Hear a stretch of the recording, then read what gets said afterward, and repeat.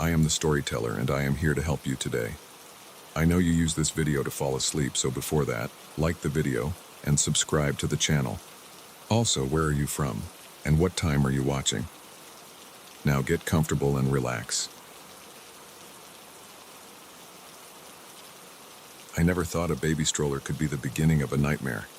But as I huddled in my darkened apartment, listening to the sound of someone trying to pick the lock on my front door, I realized how wrong I'd been. It all started 2 weeks ago. I'd just moved to Chicago with my 6-month-old daughter, Emma. Money was tight, and I needed a stroller. New ones were way out of my budget, so I turned to Craigslist. After scrolling through countless listings, I found one that looked perfect. A gently used Up-A-Baby Cruise, half the retail price.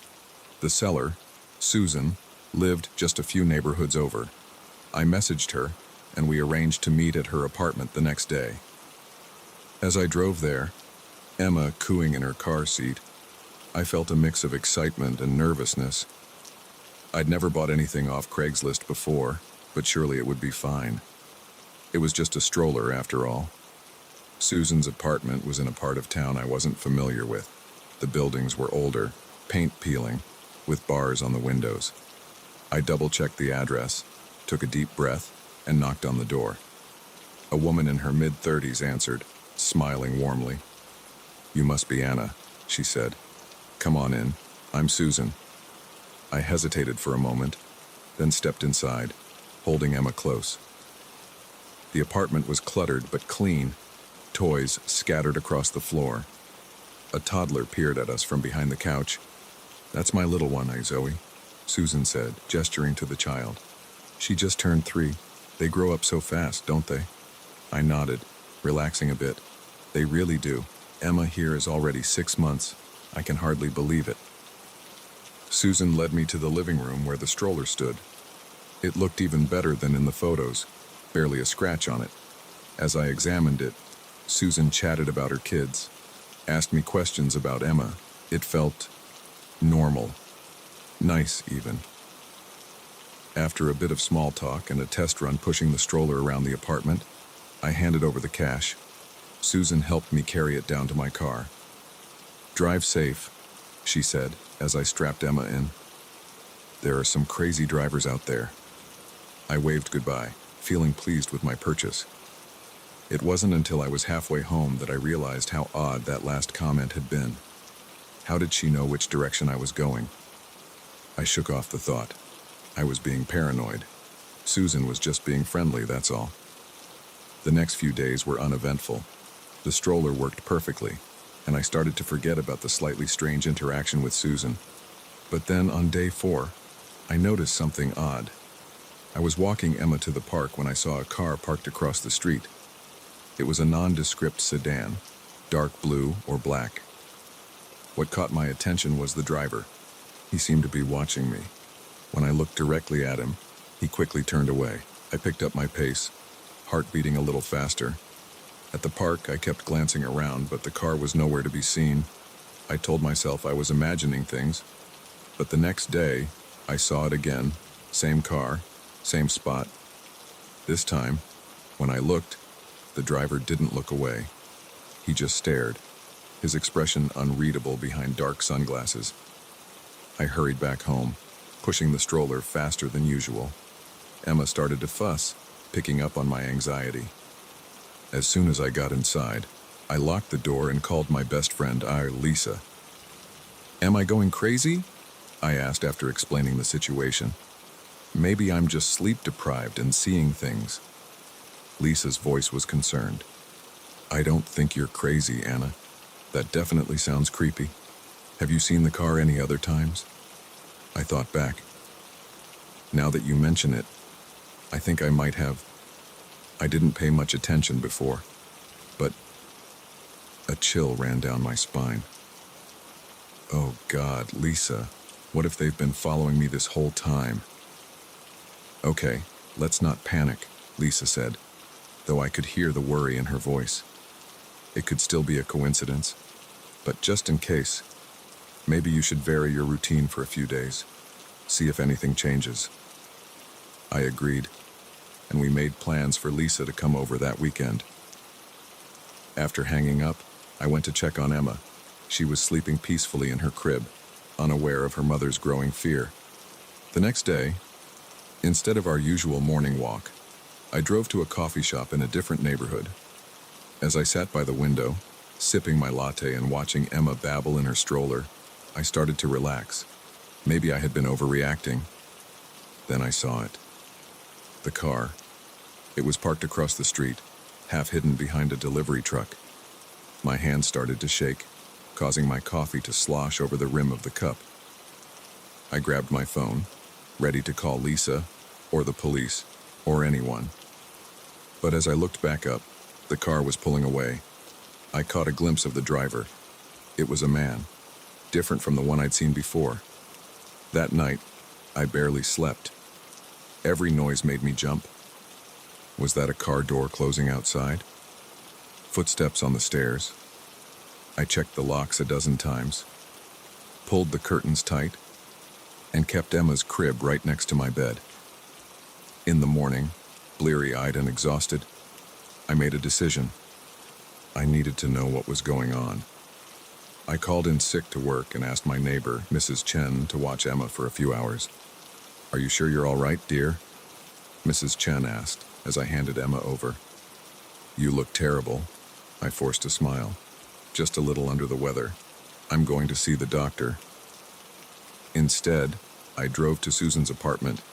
I didn't have a plan exactly. I just knew I needed answers, and this was where it had all started. As I parked across the street, I saw Susan coming out of her building. She was alone, no sign of her daughter. I slouched down in my seat watching as she got into a car, the same dark sedan I'd been seeing everywhere. My heart pounded as I followed her. She drove to a rundown strip mall on the outskirts of the city. As she got out of her car, a man approached her. They talked for a few minutes, their body language tense. Then Susan handed him an envelope, and he gave her a small package in return. I couldn't believe what I was seeing. Was Susan involved in something illegal? And what did it have to do with me? I was so focused on Susan and the man that I didn't notice another car pulling up behind me until it was too late. A sharp tap on my window made me jump.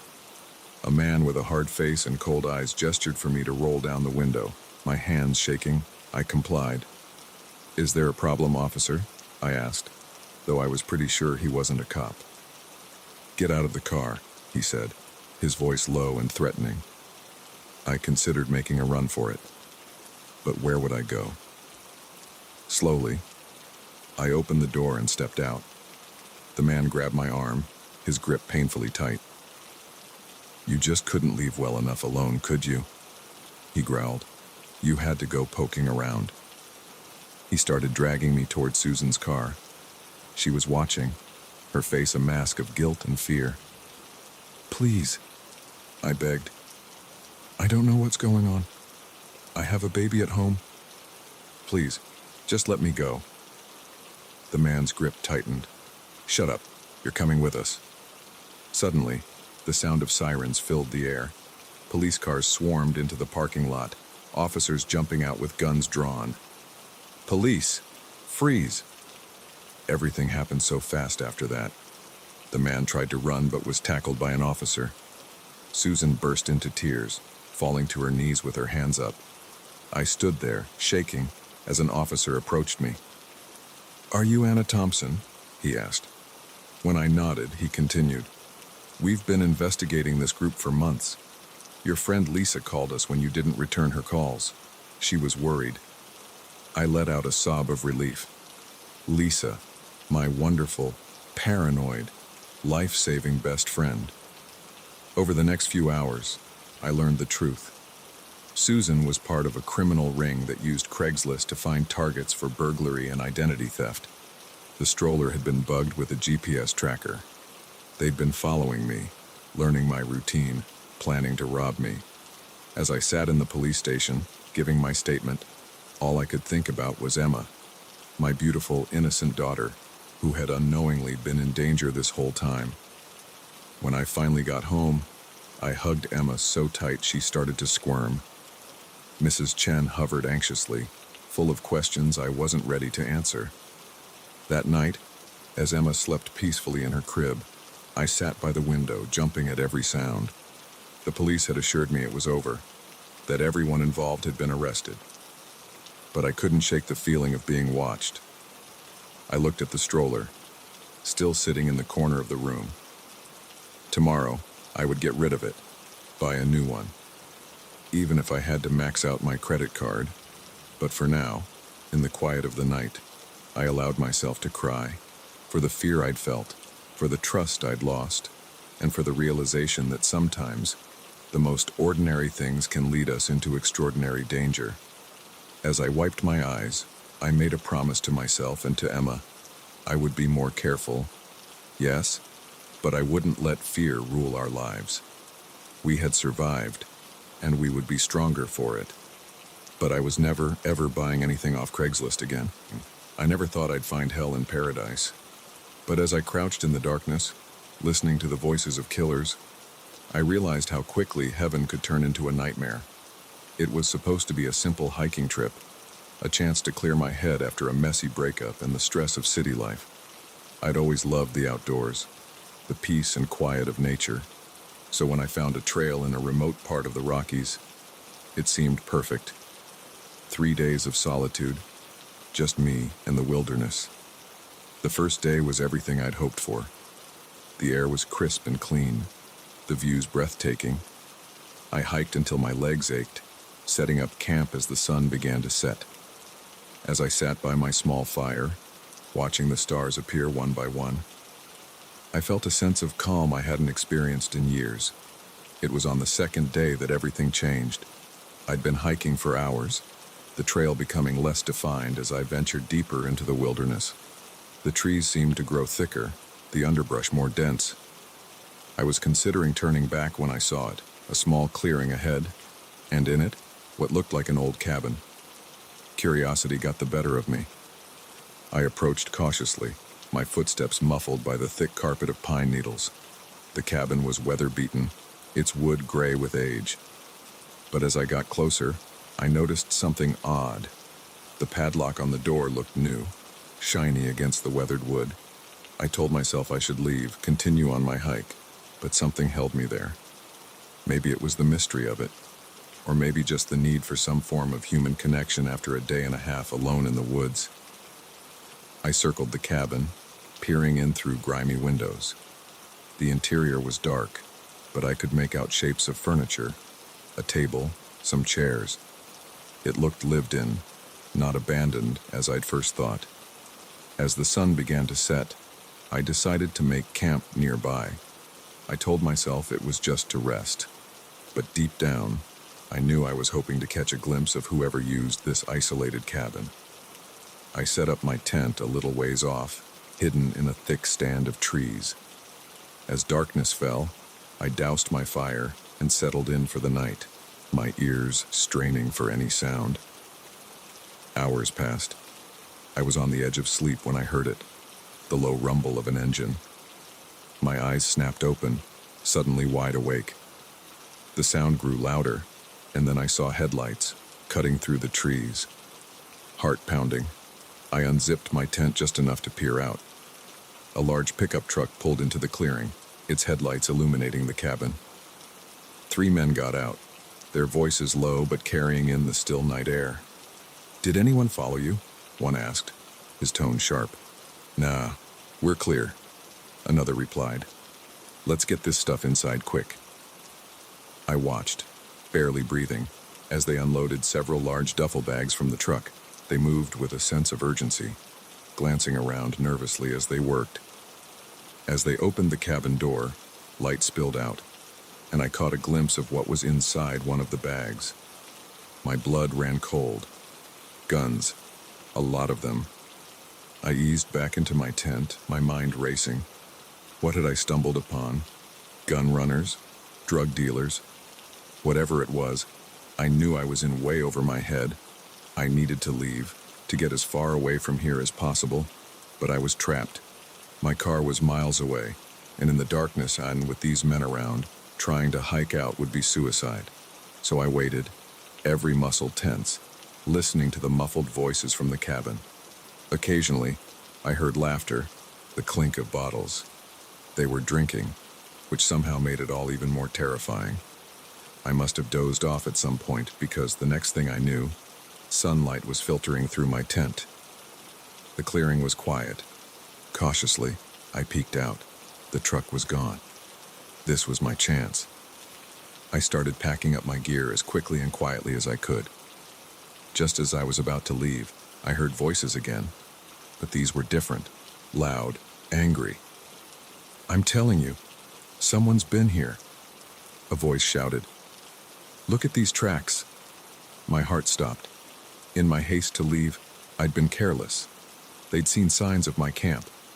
"Spread out," another voice commanded. "Find them." Panic surged through me. I abandoned my tent, grabbing only my backpack. I ran, no longer caring about noise, just needing to put distance between myself and the cabin. I crashed through the underbrush, branches whipping at my face. I could hear them behind me, shouting to each other. They were gaining. My foot caught on a root and I went down hard, tumbling down a small slope. Pain shot through my ankle as I tried to stand, sprained, maybe broken. I couldn't run. Desperately, I looked around. There, a few feet away, was a fallen tree, its roots creating a small cavity. It was my only chance. I dragged myself over, squeezing into the space. It was tight, dirt and rotting wood pressing in on all sides. I tried to control my breathing, each gasp sounding thunderous in my ears. Footsteps approached, crunching on leaves and twigs. "Where are you, you little rat?" A voice growled, terrifyingly close. I closed my eyes, willing myself to disappear. The footsteps circled my hiding spot. Once, twice. "Anything," a voice called from a distance. "Nah," the man near me replied. "Trail goes cold here. Must have doubled back." "All right, regroup at the cabin. We need to move everything. Now." The footsteps receded. Still, I didn't move. I don't know how long I lay there, every sound making me flinch. Hours, maybe. When I finally gathered the courage to peek out, the forest was quiet. No voices, no footsteps, just the normal sounds of birds and wind in the trees. Slowly, painfully, I extracted myself from the hiding spot. My whole body ached, my ankle throbbing, but I was alive. I limped through the forest, only vaguely aware of which direction I was going. My only thought was to put as much distance between myself and that cabin as possible.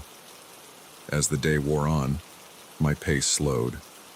My ankle was swollen. Each step, agony. The forest seemed to go on forever, trees blurring together in a green haze. Just as despair was starting to set in, I heard it, the faint sound of running water, a stream, and where there was a stream, there might be a trail. I followed the sound, hope giving me a second wind, and there it was. A small stream, and beside it, a narrow but clear trail. I wanted to cry with relief. I started down the trail, my steps a little lighter despite the pain. As I walked, I started to hear something else. Voices, but not the harsh, angry voices from before. These were light, cheerful, the sound of laughter. I rounded a bend and there they were, a family, 2 parents, and a couple of kids, setting up camp by the stream. They looked up as I approached, their smiles fading to concern as they took in my appearance. "Are you all right?" the father asked, already moving towards me. I opened my mouth to reply, but no words came out. Instead, to my horror and embarrassment, I burst into tears. The next few hours passed in a blur. The family, the Johnsons, were on a weekend camping trip. They gave me food, water, and first aid for my ankle. Mr. Johnson used a satellite phone to call for help. As we waited for the Rangers to arrive, I told them a version of what happened, leaving out the parts about guns and being chased. I said I'd gotten lost and hurt my ankle. They were sympathetic, the kids wide-eyed at my adventure. When the Rangers finally arrived, I was taken to a small clinic in the nearest town. As a paramedic checked my ankle, a police officer came to take my statement. This time, I told the whole story. The cabin, the men, the guns, the chase. The officer's face grew increasingly serious as I spoke. "You're lucky to be alive," he said when I finished. "We've been trying to track down this group for months. They're part of a large weapons smuggling operation." He asked me more questions, writing rapidly in his notebook. When he was done, he assured me they would investigate immediately. "We'll need you to stay in town for a few days," he said, "just until we can verify everything." I nodded, too exhausted to argue. As he left, a nurse came in with some painkillers. As they started to take effect, I felt myself drifting off. In my dreams, I was back in the forest, running from unseen pursuers. But this time, there was no hiding place, no fallen tree to crawl under. I woke with a start, my heart pounding. It took me a moment to remember where I was. The small clinic room was dark, moonlight streaming through the window. I was safe.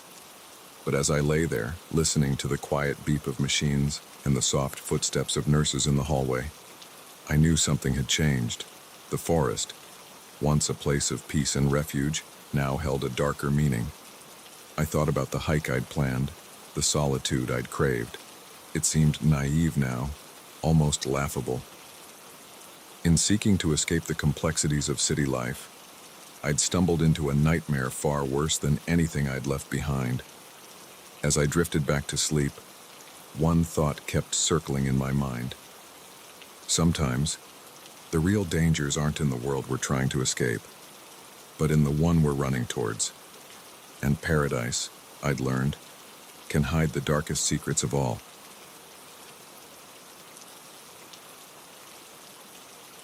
The stench of copper hit me before I even opened the door. In that moment, I knew this wasn't going to be a routine welfare check, but nothing could have prepared me for the horror that awaited inside that isolated farmhouse. My name is Sarah, and I've been a social worker for over a decade. I've seen my fair share of difficult situations, abuse, neglect, poverty. But what I encountered that day shook me to my core. It started like any other case. A concerned neighbor had called, reporting that they hadn't seen the Johnson family in days. The Johnsons were a quiet bunch, mom, dad, and 2 kids. They lived on a small farm about an hour outside the city, keeping to themselves mostly. It wasn't unusual for rural families to go days without seeing neighbors, but something about this call felt different.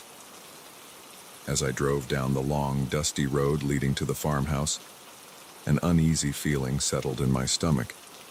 The usually picturesque countryside seemed ominous, shadows stretching long in the late afternoon sun. I tried to shake off the feeling, chalking it up to an overactive imagination. I pulled up to the house, gravel crunching under my tires. The place looked wrong. Curtains drawn tight, no sign of the usual farm activity.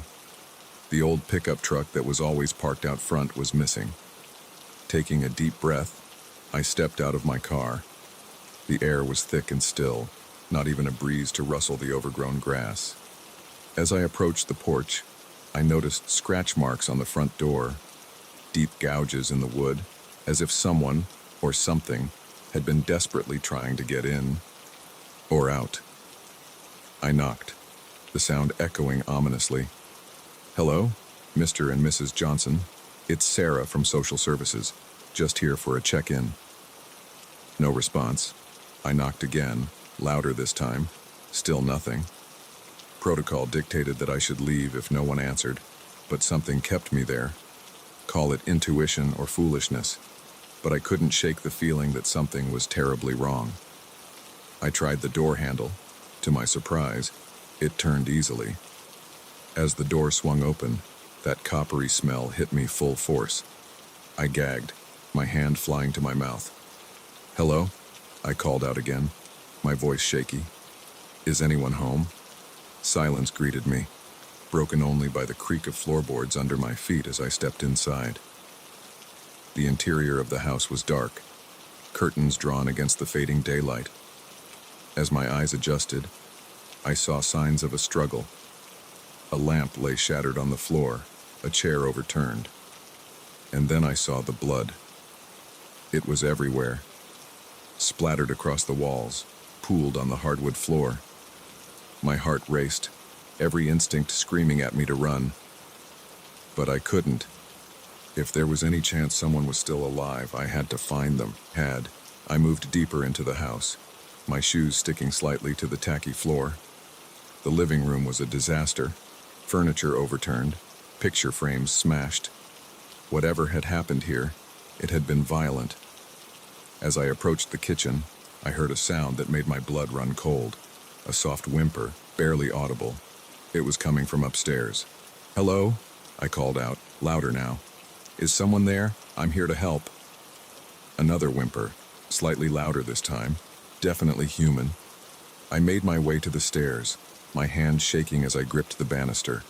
Each step creaked under my weight, the sound impossibly loud in the silent house. At the top of the stairs, I paused.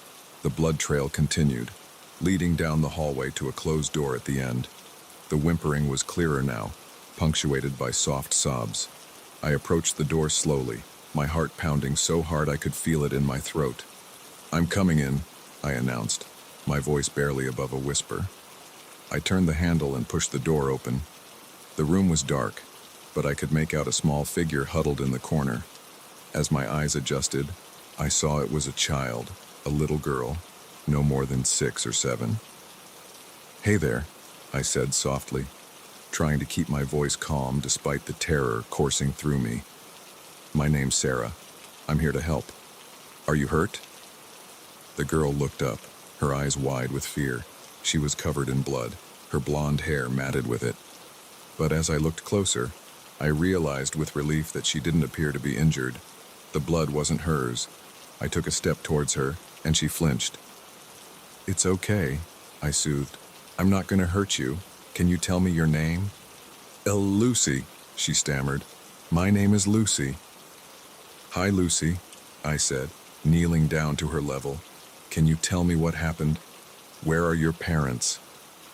At the mention of her parents, Lucy's face crumpled. She began to sob in earnest, her small body shaking.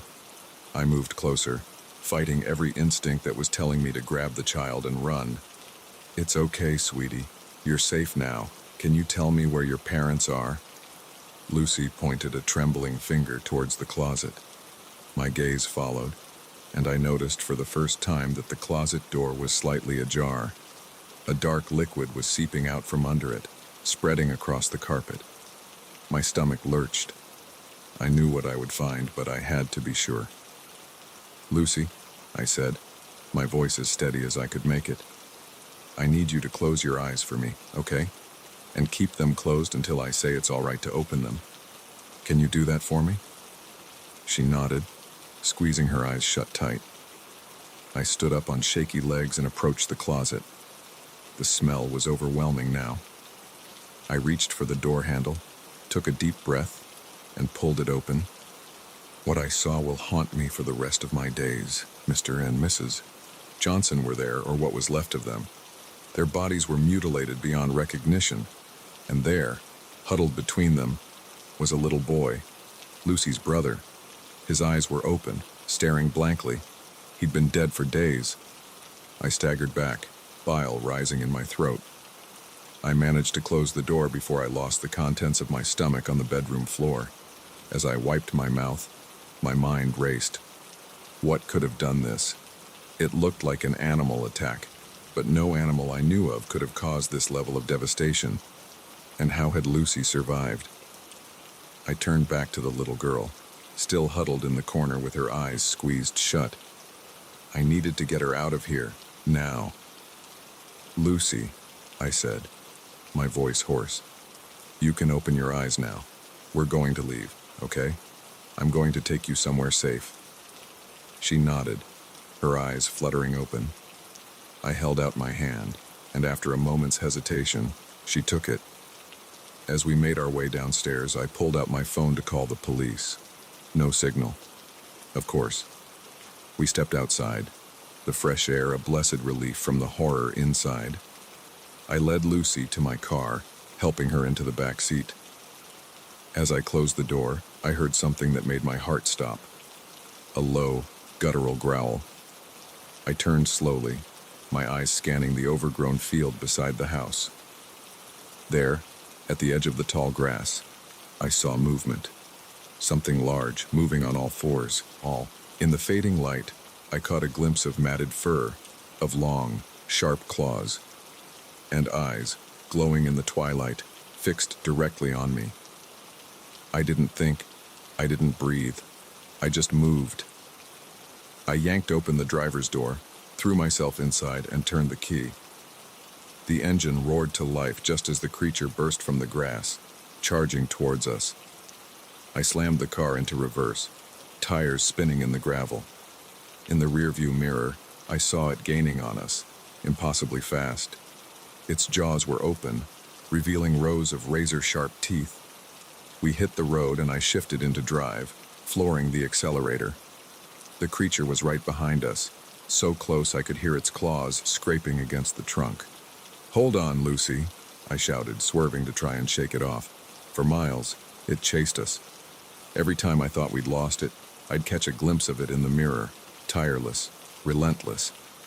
It wasn't until we hit the main road, other cars appearing around us, that it finally fell back. As we sped towards the city, lights appearing on the horizon, I allowed myself to breathe.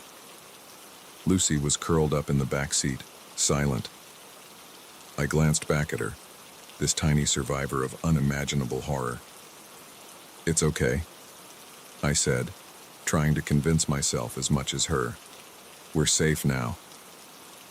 But as I drove through the night, my hands shaking on the steering wheel, I knew that wasn't true.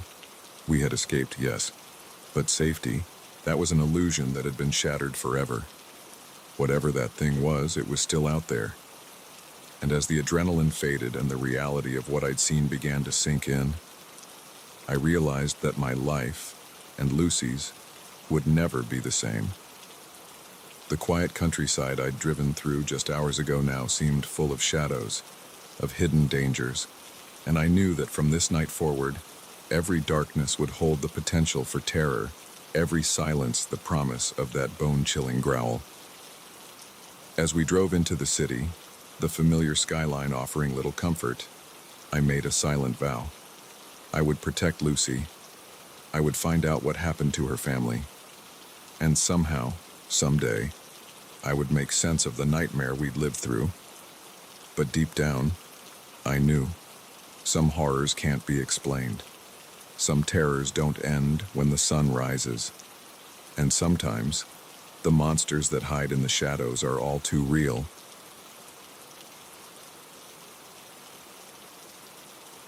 The day I stopped a child trafficking ring started like any other shift at the beach.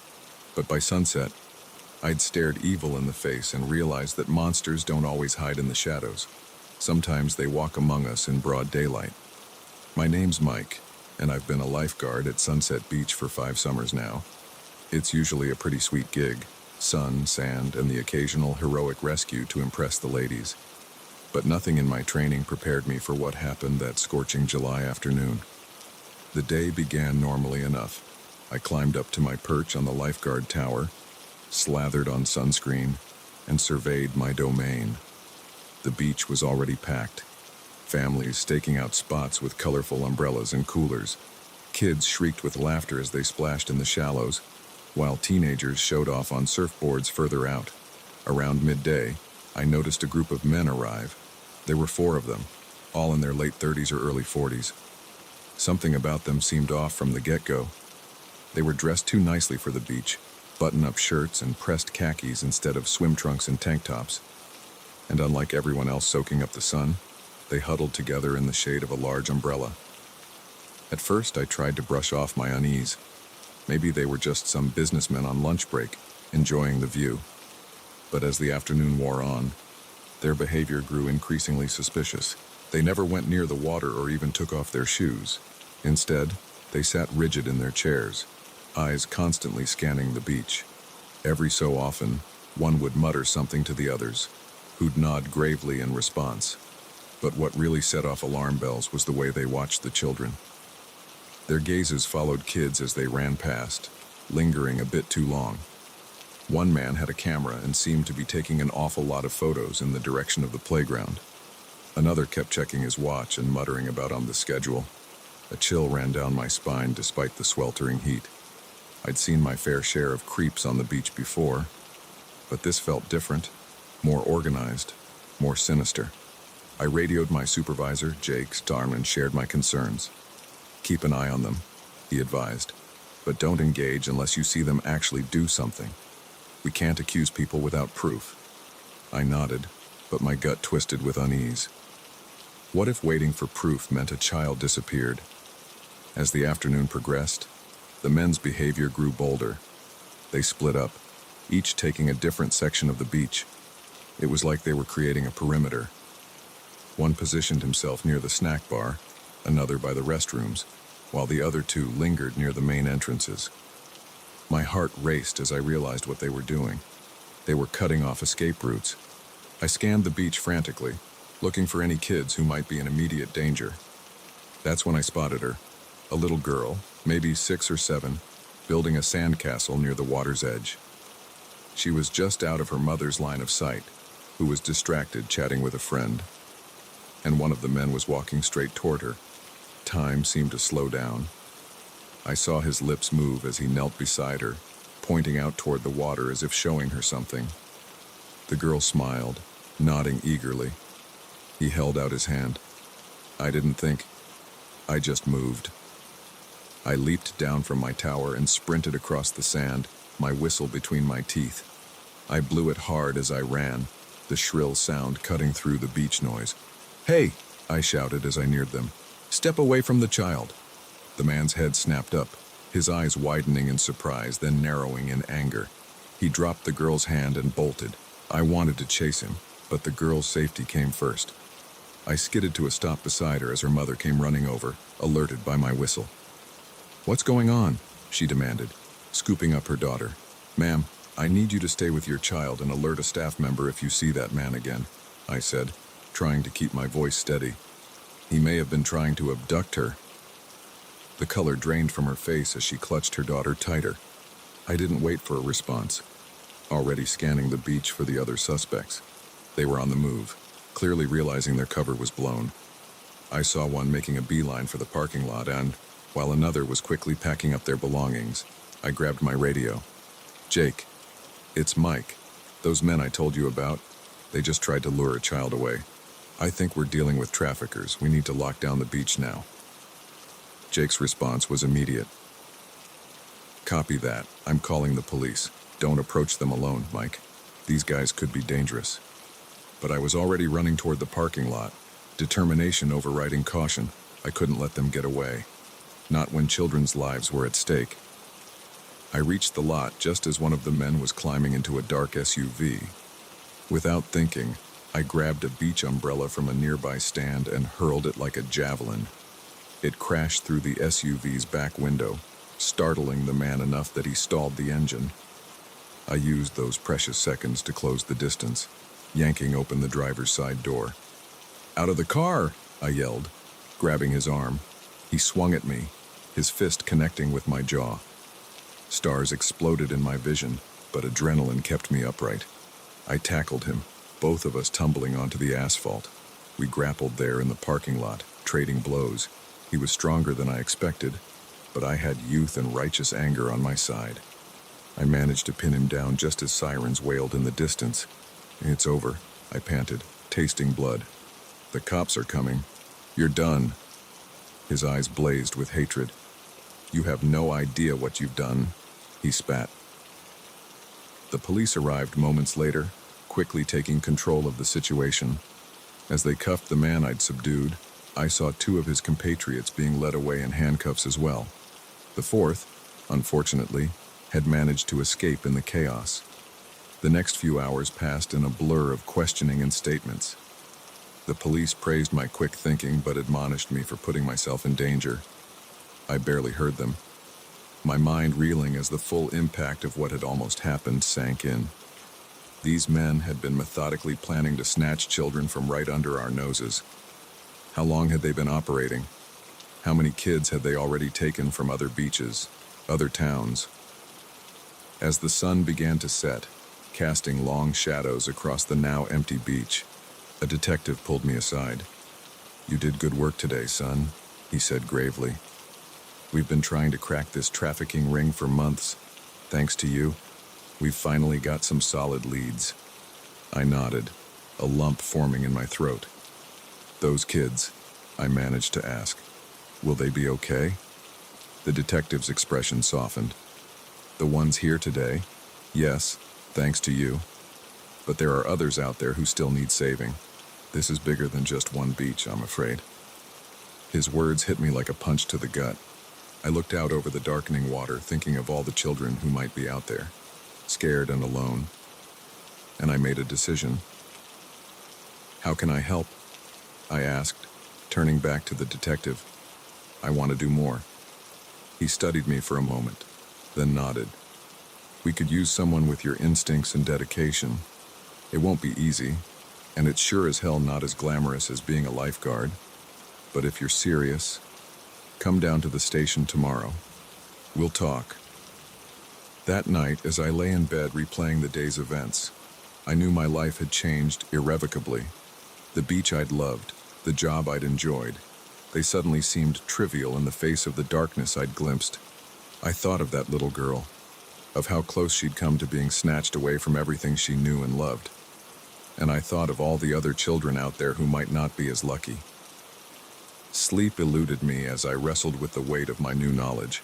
The world suddenly seemed a much darker, more dangerous place. But as I watched the first rays of dawn creep across my ceiling, I felt a steely resolve settle in my chest. I couldn't unsee what I'd witnessed. I couldn't unhear that man's chilling words. But I could use this experience, this anger and determination, to make a difference. As I got up to face the new day, I knew my time as a carefree lifeguard was over. A different kind of vigilance was needed now. The monsters were real, hiding in plain sight, and someone had to stand against them. Today I'd stop being just a guardian of the beach. I'd become a guardian of innocence itself. And God help anyone who tried to harm a child on my watch again.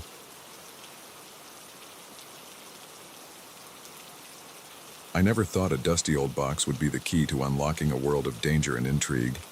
But as I crouched in the shadows, listening to the voices of ruthless smugglers, I realized that some treasures are better left buried. My name is Dr. Amelia Carter, and I'm an archaeologist specializing in ancient Egyptian artifacts. I've spent years studying hieroglyphs and piecing together the mysteries of the past. But nothing in my studies could have prepared me for the heart-pounding adventure that began on a sweltering day in the Valley of the Kings.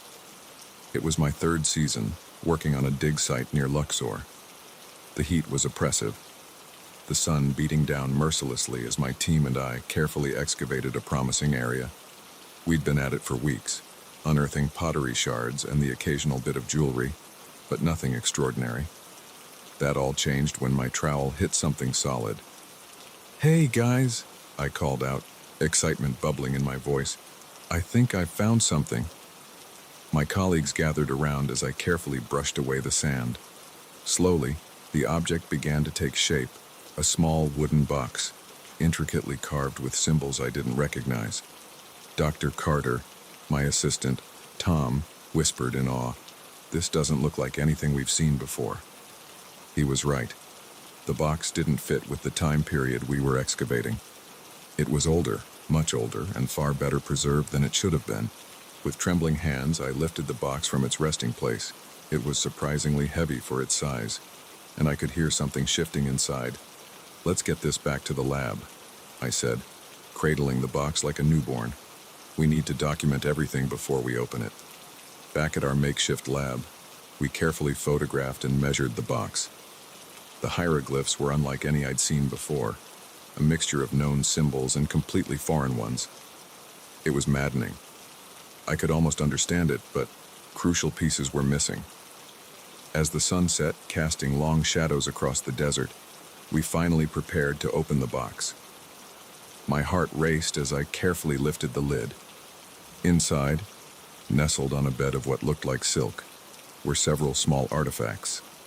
A golden scarab beetle, its eyes made of deep red gems, a set of small tools, their purpose unclear, and most intriguingly, a collection of papyrus scrolls, miraculously preserved.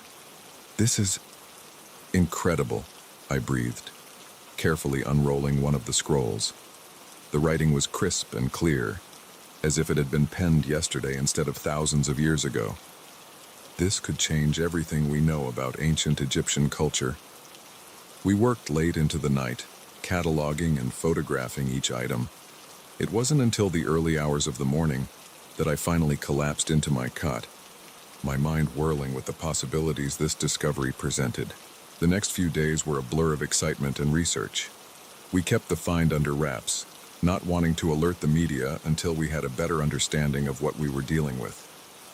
But as I delved deeper into translating the scrolls, a sense of unease began to grow. The texts spoke of hidden temples, of rituals and powers that defied explanation, and more worryingly, of a group dedicated to protecting these secrets at all costs. It was on the 5th night after our discovery that things took a dark turn. I was working late in the lab, poring over one of the scrolls, when I heard voices outside, angry voices, speaking in hushed tones. Curiosity got the better of me. I crept to the window, peeking out from behind the curtain. What I saw made my blood run cold. 2 men, dressed in dark clothes, were arguing with one of our local workers. I couldn't make out what they were saying, but their body language was clear. They were threatening him. I watched, heart pounding, as they pressed something into the worker's hand, money, I assumed, and then melted back into the shadows. Sleep eluded me that night. Who were those men? What did they want?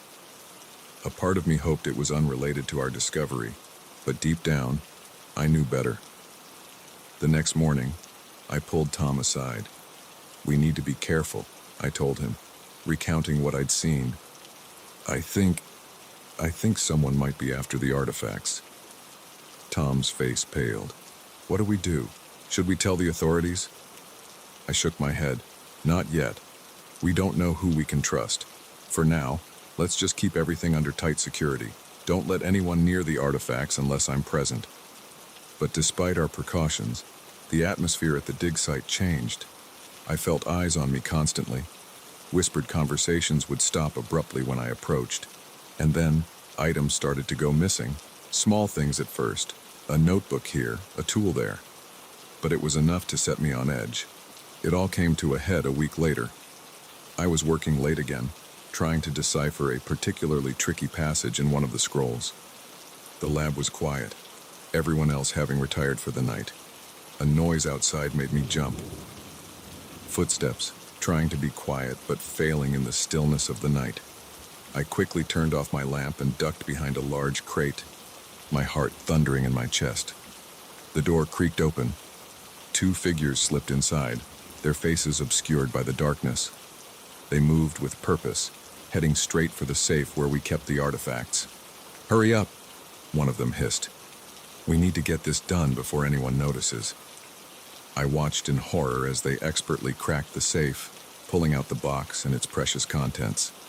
They worked quickly, transferring everything into a backpack. I must have made a noise, a gasp, a shifting of my weight, because suddenly, one of them whirled around, peering into the darkness where I hid. "Someone's here," he growled. I didn't wait. I bolted, knocking over equipment in my haste to get to the door. Behind me, I heard shouts and the sound of pursuit. I ran into the night, the cool desert air whipping past me. I had no plan, no destination in mind, just an overwhelming need to get away, to protect the knowledge we'd uncovered. I don't know how long I ran. My lungs burned, my legs ached, but fear kept me going. Eventually, I found myself in a small copse of trees, an oasis in the desert. Collapsing behind a large rock, I tried to catch my breath and think, what could I do? Who could I trust? As if in answer to my unspoken questions, I heard the rumble of an approaching vehicle. Peering out from my hiding spot, I saw a Jeep pull up. Tom jumped out, looking frantic. "Dr. Carter!" He called out, "Are you here? It's me, Tom. You're in danger." Relief flooded through me. I stumbled out from behind the rock. "Tom, thank God. They took the artifacts. We need to—" My words died in my throat. Behind Tom, emerging from the Jeep, were the two men I'd seen in the lab. Tom's face fell. "I'm so sorry, Dr. Carter," he said, his voice heavy with regret. "They have my family. I didn't have a choice." I backed away, my mind reeling with betrayal. But there was nowhere to run. The men approached, their expressions grim. "Dr. Carter," one of them said, his voice surprisingly gentle. "We don't want to hurt you, but you've stumbled onto something bigger than you can imagine, something that needs to stay hidden." "Who are you?" I demanded, trying to keep the fear out of my voice. "We're keepers of an ancient secret," the other man replied. "The artifacts you found, they're part of something dangerous, something that could upset the balance of the world if it fell into the wrong hands." I wanted to laugh. It sounded absurd, like something out of a movie. But the gravity in their eyes, the way Tom wouldn't meet my gaze, it made a horrifying kind of sense. "What happens now?" I asked, my voice barely a whisper. The first man sighed. "Now, you have a choice. You can come with us, learn the truth about what you've discovered, help us protect it, or—" He didn't need to finish the sentence. The implication was clear. I looked at Tom, at the artifacts peeking out of the backpack, at the vast desert around us. In that moment, I realized that the quiet life I'd known, the simple pursuit of knowledge, it was over. I took a deep breath. "I'll come with you," I said, "but I want answers, all of them." The men nodded, relief evident on their faces. As they led me to the Jeep, I cast one last look at the dig site in the distance, the place where my old life had ended, and a new, dangerous chapter had begun. As we drove off into the night, the box of artifacts secure between us, I couldn't help but wonder, in uncovering the secrets of the past, had I sealed my own fate? Only time would tell. But one thing was certain: the dusty world of archaeology would never be the same for me again. I always thought I was a good judge of character, but on that rainy night, as the stranger in my passenger seat revealed his true nature, I realized how deadly wrong I could be. My name's Sarah, and I've been driving for a rideshare company for about a year now.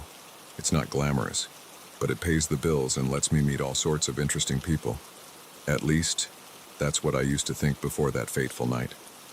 It was a Friday evening in late October, the kind of night where the rain comes down in sheets, turning the world into a blur of neon reflections and headlights. I'd been driving for hours, ferrying drunk college kids and weary office workers through the slick streets of downtown. I was just about to call it quits when my phone pinged with one last ride request. The pickup location was on the outskirts of town, near an old industrial park. Not the safest area, but the surge pricing was too good to pass up. Besides, I told myself, what were the odds of something bad happening on my very last ride? As I pulled up to the address, I saw a lone figure standing under a flickering streetlight.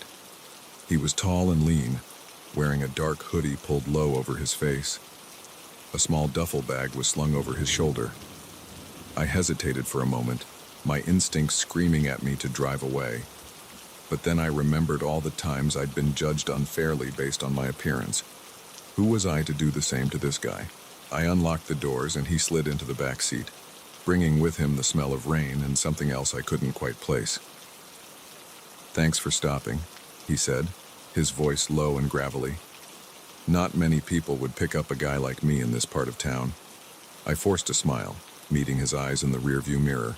They were dark and intense, sending a shiver down my spine. "No problem," I replied, trying to keep my voice steady. "Where to?" He gave me an address about an hour outside of town. It was way out of my usual area, but the fare would be substantial. I punched it into my GPS and pulled away from the curb. For the first few minutes, we drove in silence. The only sounds were the rhythmic swish of the wipers and the patter of rain on the roof. I tried to focus on the road, but I could feel his eyes on me, watching my every move. "So," I said, desperate to break the tension, "what brings you out to the middle of nowhere on a night like this?" He was quiet for so long I thought he hadn't heard me. When he finally spoke, his words sent ice through my veins. "I'm running from something," he said. "Something bad."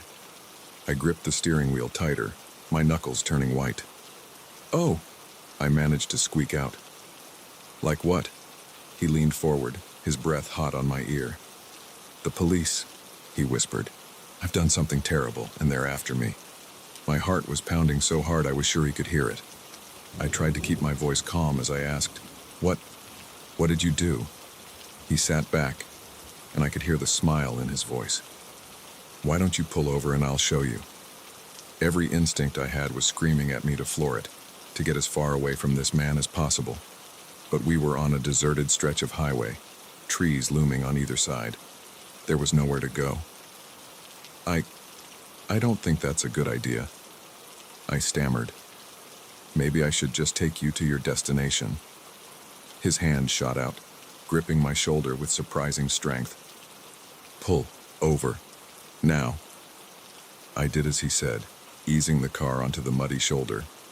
As soon as we stopped, he was out of the car, moving around to my door. I fumbled with the lock, but he was faster, yanking the door open and dragging me out into the rain. I stumbled, falling to my knees in the mud. When I looked up, he was standing over me, a wicked-looking knife glinting in his hand. "Please," I begged, rain and tears mingling on my face. "You don't have to do this." He crouched down, bringing the knife close to my cheek. "Oh, but I do," he said almost tenderly. "You see, I can't have any witnesses, and you, my dear, have seen far too much." I closed my eyes, waiting for the bite of the blade. But instead, I heard a sound that made my eyes fly open in shock. Laughter. The man was laughing, deep belly laughs that shook his whole body. And then, to my utter disbelief, he helped me to my feet. "Oh man," he said, wiping tears from his eyes. "You should see your face right now. Priceless." I stared at him, my mind struggling to process what was happening. What's going on?" He grinned, all traces of menace gone from his face. "It's a prank, sweetheart, for my YouTube channel. See?" He pointed to a small camera attached to his hoodie. "You've been punked." Relief washed over me, quickly followed by anger. "Are you kidding me?" I shouted, shoving him hard. "You scared me half to death. What is wrong with you?" His grin faltered. "Hey, come on. It's just a joke. People love this stuff online." I was about to lay into him further when a new sound cut through the night. Sirens, growing closer by the second, the man's face drained of color. "Shit," he muttered. "Someone must have seen us and called the cops. We gotta go." But I stood my ground. "No," I said firmly. "I'm not going anywhere with you. You can explain your little prank to the police yourself." His expression hardened. "I'm not asking," he growled, grabbing my arm. The menace was back in his voice, and this time, I knew it wasn't an act. I struggled against his grip, but he was too strong. He started dragging me back towards the car, his fingers digging painfully into my arm. In that moment, survival instinct took over. I remembered the self-defense class I'd taken years ago, the instructor's voice ringing in my ears, "Use whatever you have as a weapon." My free hand closed around the car keys in my pocket. In one swift motion, I whipped them out and raked them across his face. He howled in pain, releasing my arm to clutch at his bleeding cheek. I didn't hesitate. I ran, sprinting down the highway towards the approaching sirens. I could hear him behind me, his footsteps pounding on the wet asphalt. But fear and adrenaline propelled me forward, faster than I'd ever run in my life. The police car came into view, its lights cutting through the rain. I waved my arms frantically, screaming for help. The car screeched to a halt, and two officers jumped out, guns drawn. "Get down!" one of them shouted. I dropped to the ground, my heart racing. I heard a scuffle behind me, then the sound of handcuffs clicking into place. As the officers helped me to my feet, I turned to see my attacker being shoved into the back of the police car. The look he gave me was one of pure hatred. "Are you all right, ma'am?" one of the officers asked, draping a blanket over my shoulders. I nodded, my whole body shaking with delayed shock. I think so. Thank you." Over the next few hours, I gave my statement to the police. It turned out the man, whose real name was Derek, had a history of similar pranks that had escalated to actual assaults. The duffel bag in my car contained rope, duct tape, and other items that made it clear his intentions were far from innocent. As I sat in the police station, sipping lukewarm coffee and trying to process everything that had happened, a detective approached me. "Miss Johnson," he said gently, "I know this has been a traumatic experience, but I want you to know that you likely saved lives tonight. We've been tracking this guy for months, but he always managed to stay one step ahead. Thanks to you, he's finally off the streets." His words should have made me feel better, but all I felt was numb. The realization of how close I'd come to becoming another statistic, another tragic headline, was overwhelming. In the days and weeks that followed, I struggled to return to normal life. Every time I got behind the wheel, I found myself checking and rechecking the locks. Every passenger became a potential threat. But slowly, with the help of therapy and the support of my friends and family, I began to heal. I learned that trusting my instincts wasn't the same as judging people unfairly, that it was okay to prioritize my safety over being polite. I never drove for the rideshare company again. Instead, I channeled my experience into advocating for stronger safety measures for drivers and passengers alike. I shared my story, hoping to help others trust their gut and stay safe. That rainy night changed me forever, but it also showed me a strength I never knew I had. And while I'll always be more cautious now, I refuse to let fear rule my life. After all, for every Derek in the world, there are countless good people, and that's a truth worth remembering, even on the darkest, rainiest nights.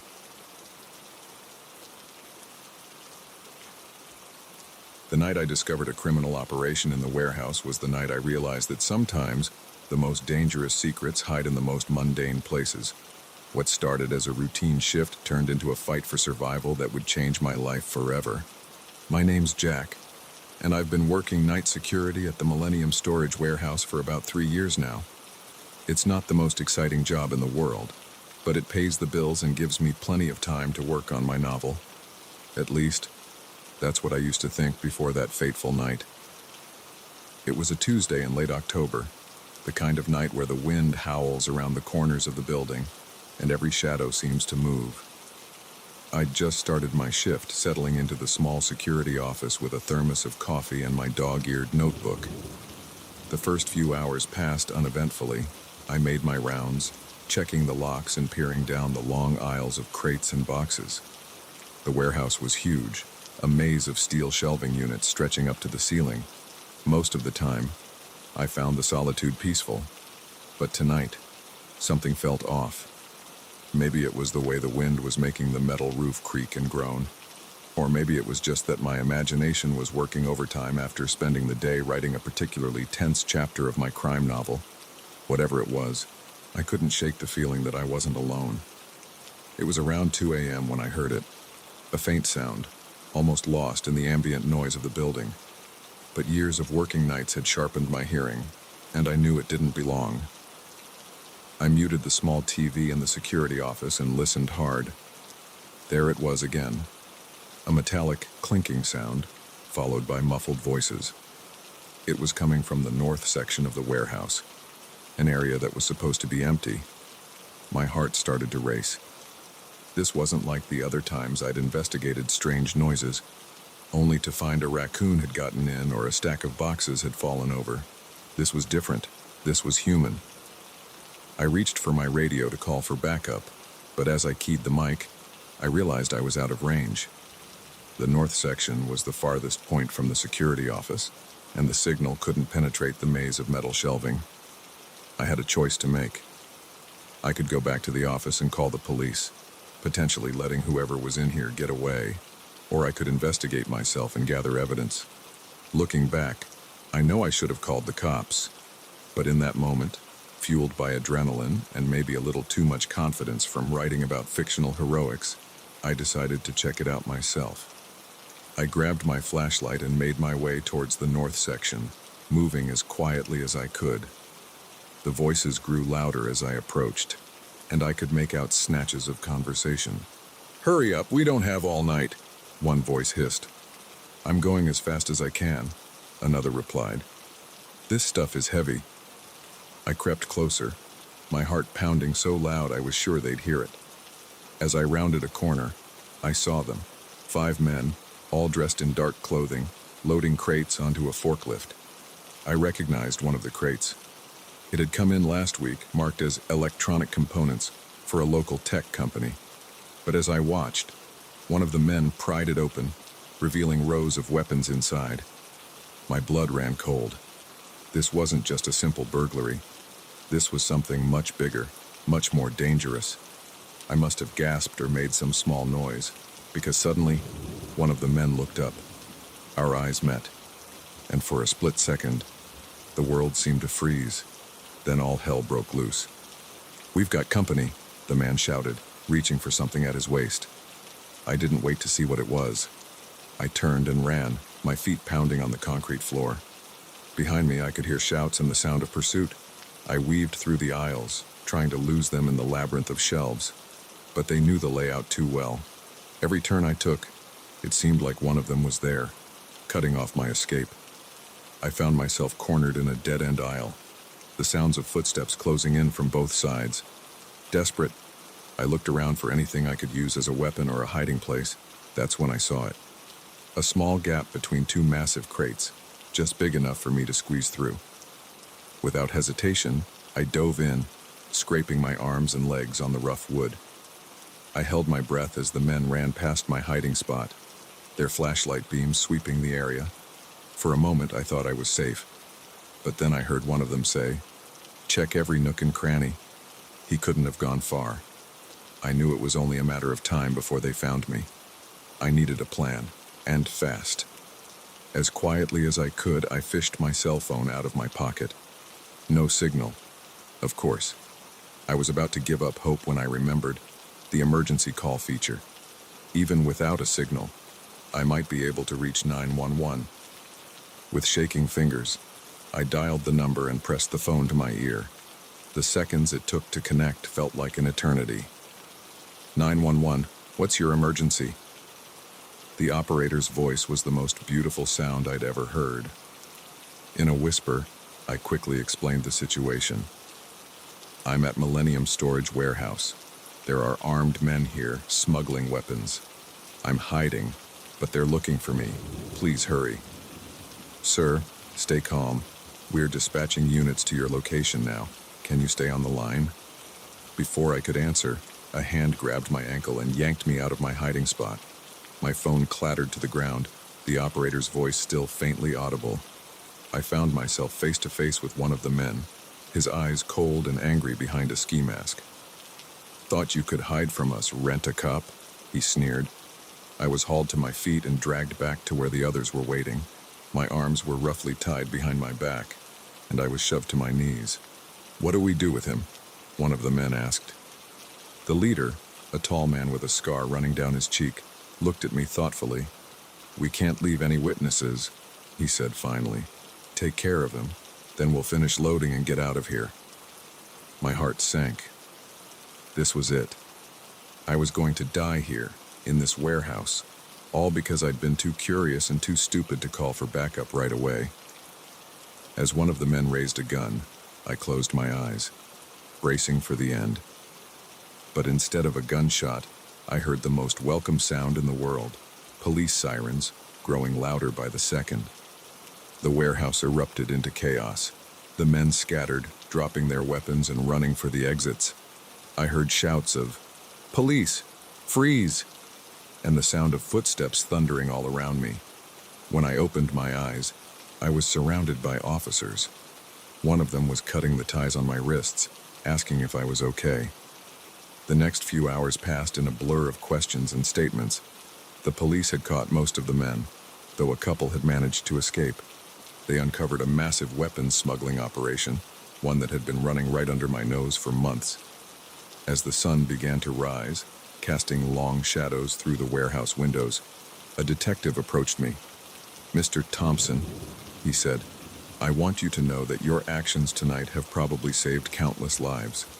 The weapons we've seized here, well, let's just say they would have done a lot of damage in the wrong hands." I nodded, still in shock from the night's events. "I was just doing my job," I mumbled. The detective smiled. "You did a lot more than that. You showed real courage. Have you ever considered a career in law enforcement?" I laughed weakly. "I think I've had enough excitement for one lifetime, thanks."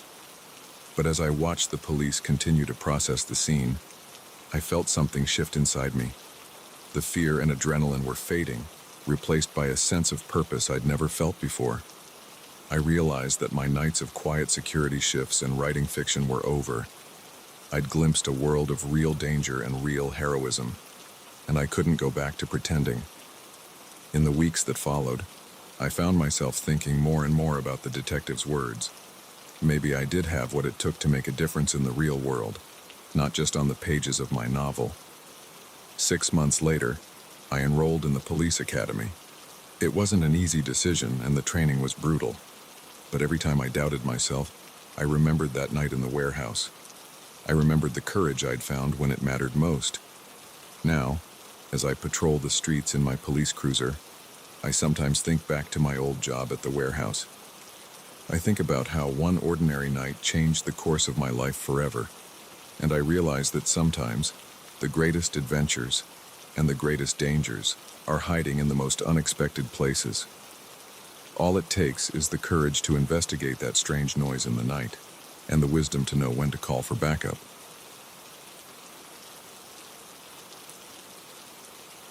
I never thought a cheap motel room would become my own personal hell. But as I huddled in the bathroom, listening to the sound of someone picking the lock, I realized that sometimes the most dangerous predators hide behind the friendliest smiles. My name's Mike, and I'm a traveling salesman. Yeah, I know, it sounds like the setup for a bad joke. But it's my life, driving from town to town, staying in one dingy motel after another. You get used to it after a while, or at least I thought I had. It was a Tuesday night in late October when I pulled into the parking lot of the Starlight Motel. The neon sign flickered weakly, half the bulbs burnt out, but it was cheap, and I was tired after a long day of rejections and slammed doors. The guy at the front desk looked like he'd been there since the motel opened, probably sometime in the 70s. He had that overly friendly demeanor that always puts me on edge, asking too many questions as he checked me in. "So, what brings you to our little town, Mr. Johnson?" he asked, his smile never quite reaching his eyes. "Just passing through," I replied, trying to keep it vague. "Got some business in the next county over." He nodded, a little too enthusiastically. Of course. Lot of salesmen come through here. Always on the move, aren't you? Must be lonely." I forced a laugh, eager to get to my room and away from his probing questions. It has its moments, but hey, that's the job. He handed me the key, an actual metal key, not one of those electronic cards. "Well, you enjoy your stay now. If you need anything at all, just let old Bob know." I thanked him and headed to my room, trying to shake off the uneasy feeling his attention had given me. The room was about what you'd expect: musty smell, faded wallpaper, a TV that had seen better days. But the bed looked clean enough, and that was all I really cared about. I dropped my bags and flopped onto the bed, not even bothering to take off my shoes. I must have dozed off, because the next thing I knew, I was jolted awake by a knock at the door. Groggy and disoriented, I stumbled to answer it. Bob stood there, that same too wide smile on his face.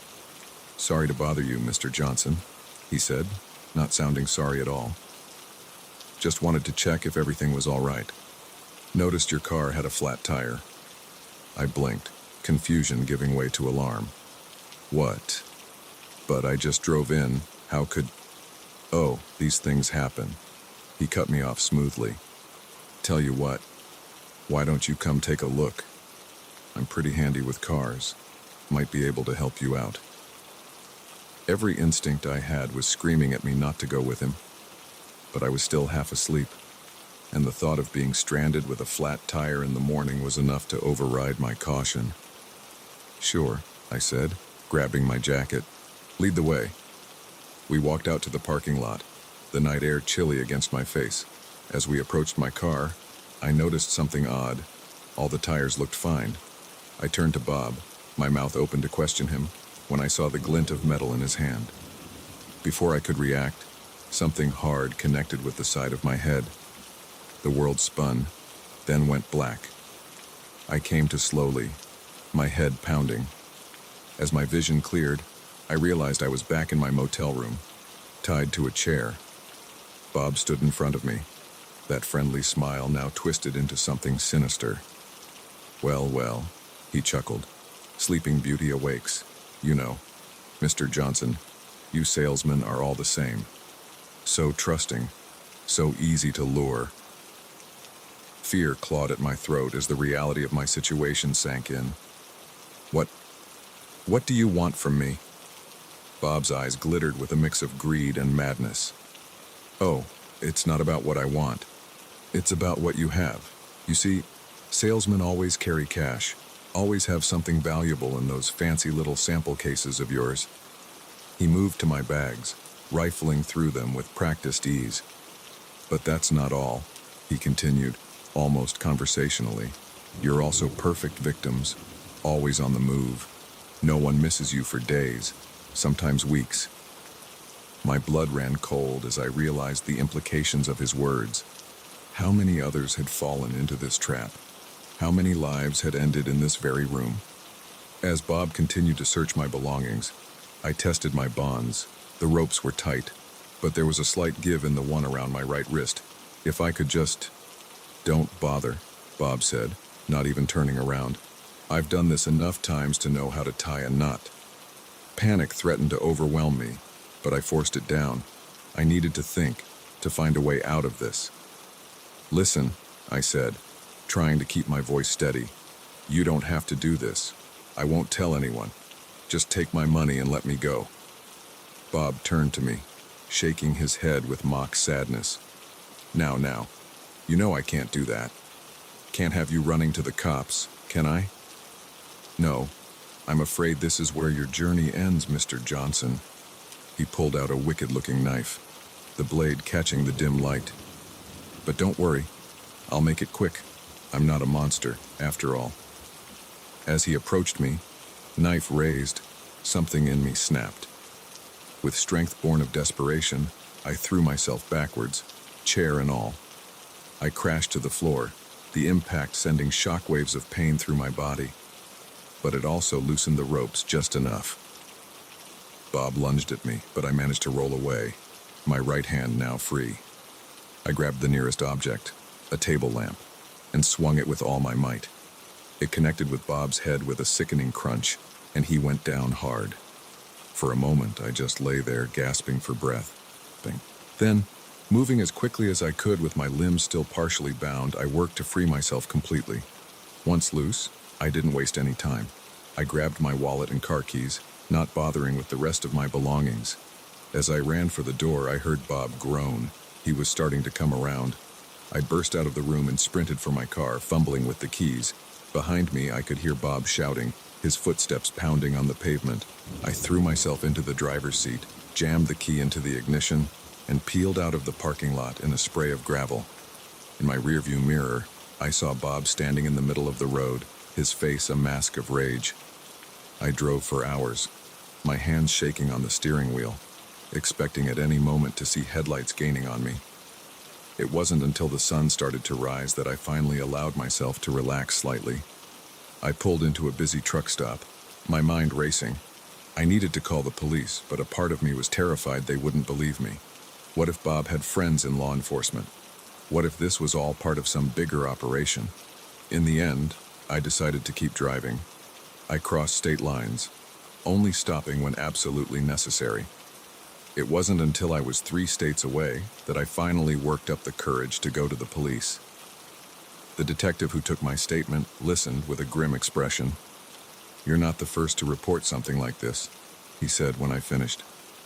"We've had similar stories from other travelers, but you're the first to get away and be able to identify the perpetrator." Over the next few weeks, I worked with the police, helping them build a case against Bob in the Starlight Motel. It turned out I was right.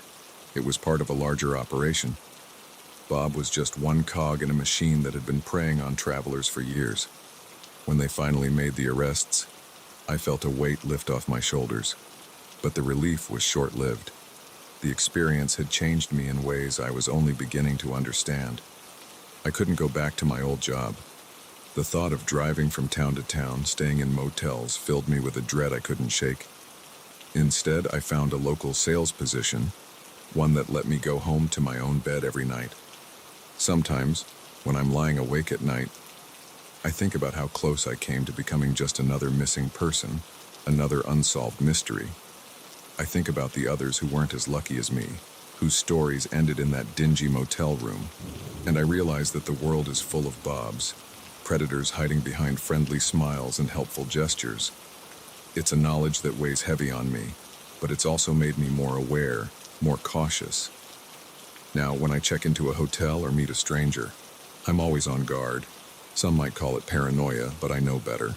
Because sometimes, the most dangerous threats aren't the ones that look scary on the surface.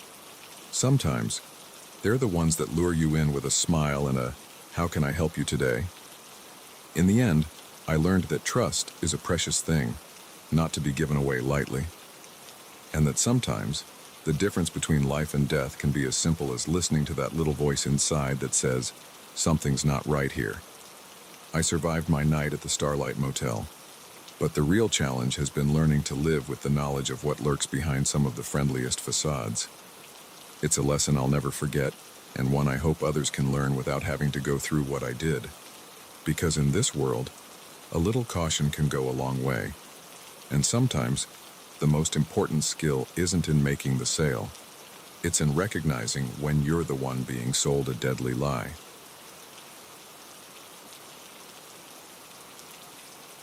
The day I found the first hidden camera was the day my world shattered. But it wasn't until the mysterious messages started appearing on my TV that I realized the true depths of the nightmare I was living in. My name is Olivia, and until 3 months ago, I was just a normal 28-year-old photographer living in a cozy loft apartment in downtown Chicago. I loved my space, the exposed brick walls, the huge windows that let in the perfect natural light for my work, the sense of safety and solitude in the heart of the bustling city. It all started innocently enough. I was cleaning my bathroom, reaching behind the toilet to grab a stray piece of trash, when my hand brushed against something small and hard stuck to the back of the tank. Curious, I pulled it off and examined it. It was a tiny black device, no bigger than a button, with a lens on one side. My blood ran cold as I realized what I was holding. A camera. A hidden camera in my bathroom. At first, I tried to rationalize it. Maybe it was left over from the previous tenant. But as I searched my apartment with growing panic, I found more. One hidden in a potted plant in my bedroom, another disguised as a screw in my kitchen light fixture. Each discovery sent a fresh wave of nausea through me. I called the police, of course. They came, took my statement, collected the cameras as evidence. They were sympathetic but not particularly helpful. "Unfortunately, miss, this kind of thing is becoming more common," the officer told me. "We'll investigate, but without any leads." I knew what he wasn't saying. They probably wouldn't find who did this. I was on my own. The next few weeks were a blur of paranoia and sleepless nights. I had a security company come in and sweep my entire apartment. They found 3 more cameras I had missed. I changed all my locks, installed a state-of-the-art security system, even put privacy film on all my windows. But it wasn't enough. I couldn't shake the feeling of being watched.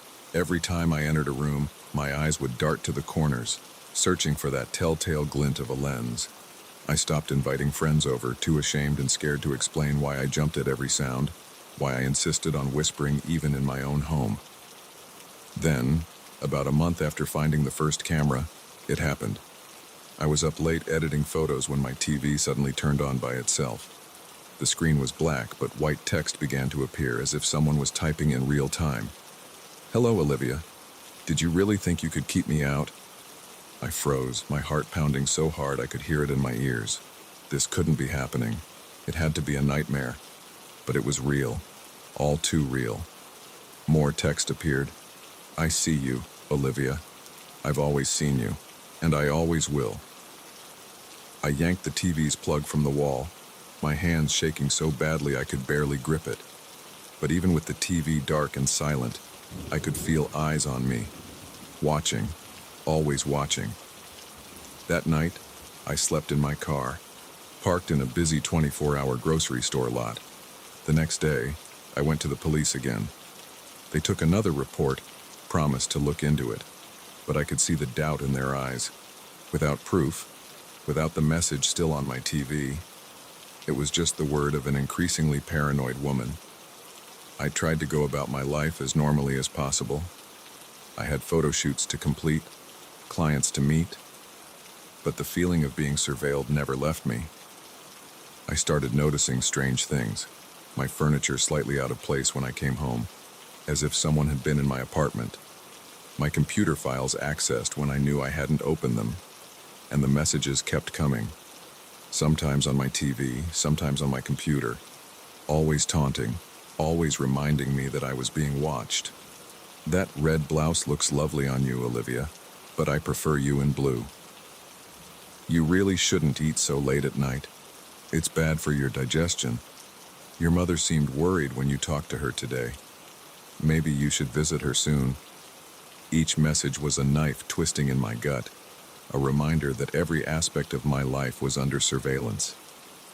I stopped using my computer except for absolute necessities. I covered my TV with a blanket.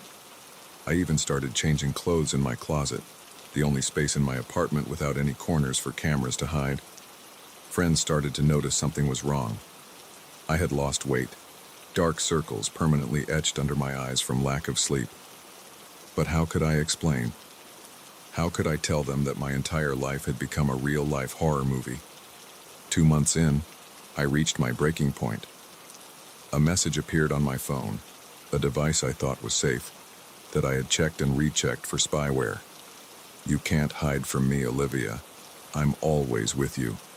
Always." Something in me snapped. I threw my phone against the wall, watching with a mix of satisfaction and despair as it shattered into pieces. Then I started on the rest of my apartment. I tore down curtains, ripped up floorboards, smashed holes in my walls. If there were any cameras left, I was going to find them. Hours later, my beautiful loft was in shambles. Dust and debris covered everything. My hands were bleeding from tearing through wood and plaster, and I hadn't found a single camera. As I stood there, surrounded by the wreckage of my life, a horrible realization began to dawn on me. What if there were no more cameras? What if this was all in my head? The thought was almost worse than the reality of being watched. Because if I was imagining this, if my mind was turning against me, how could I ever feel safe again? I sank to the floor, sobs racking my body.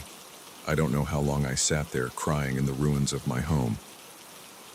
But eventually, a calm settled over me, a sense of clarity I hadn't felt in months. I stood up, wiped my eyes, and began to clean. As I worked, I made a decision. I couldn't live like this anymore. Whether the threat was real or imagined, I needed help. The next day, I checked myself into a psychiatric hospital. I told them everything about the cameras, the messages, the constant feeling of being watched.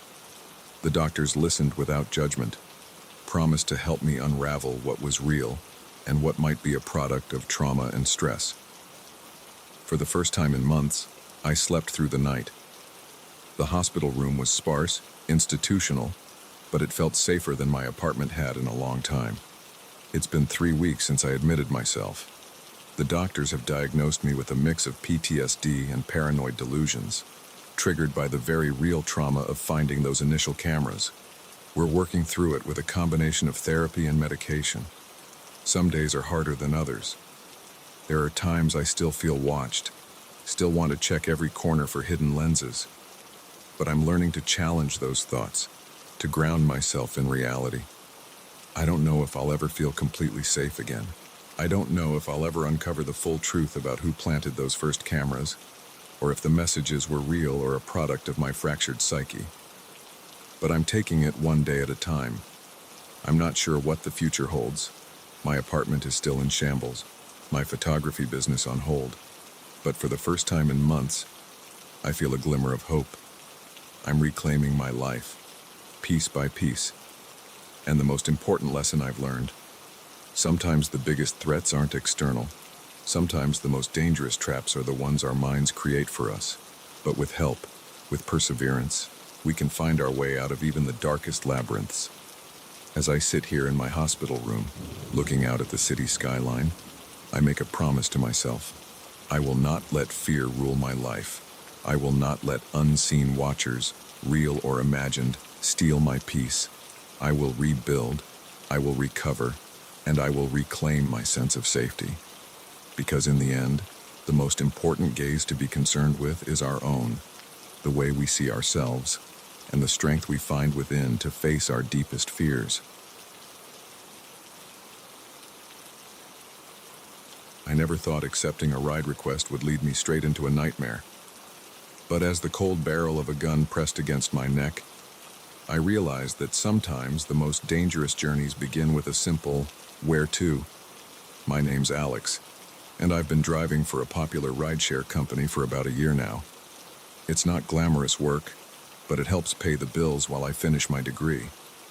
Most nights are pretty uneventful: drunk college kids, tired office workers, the occasional tourist.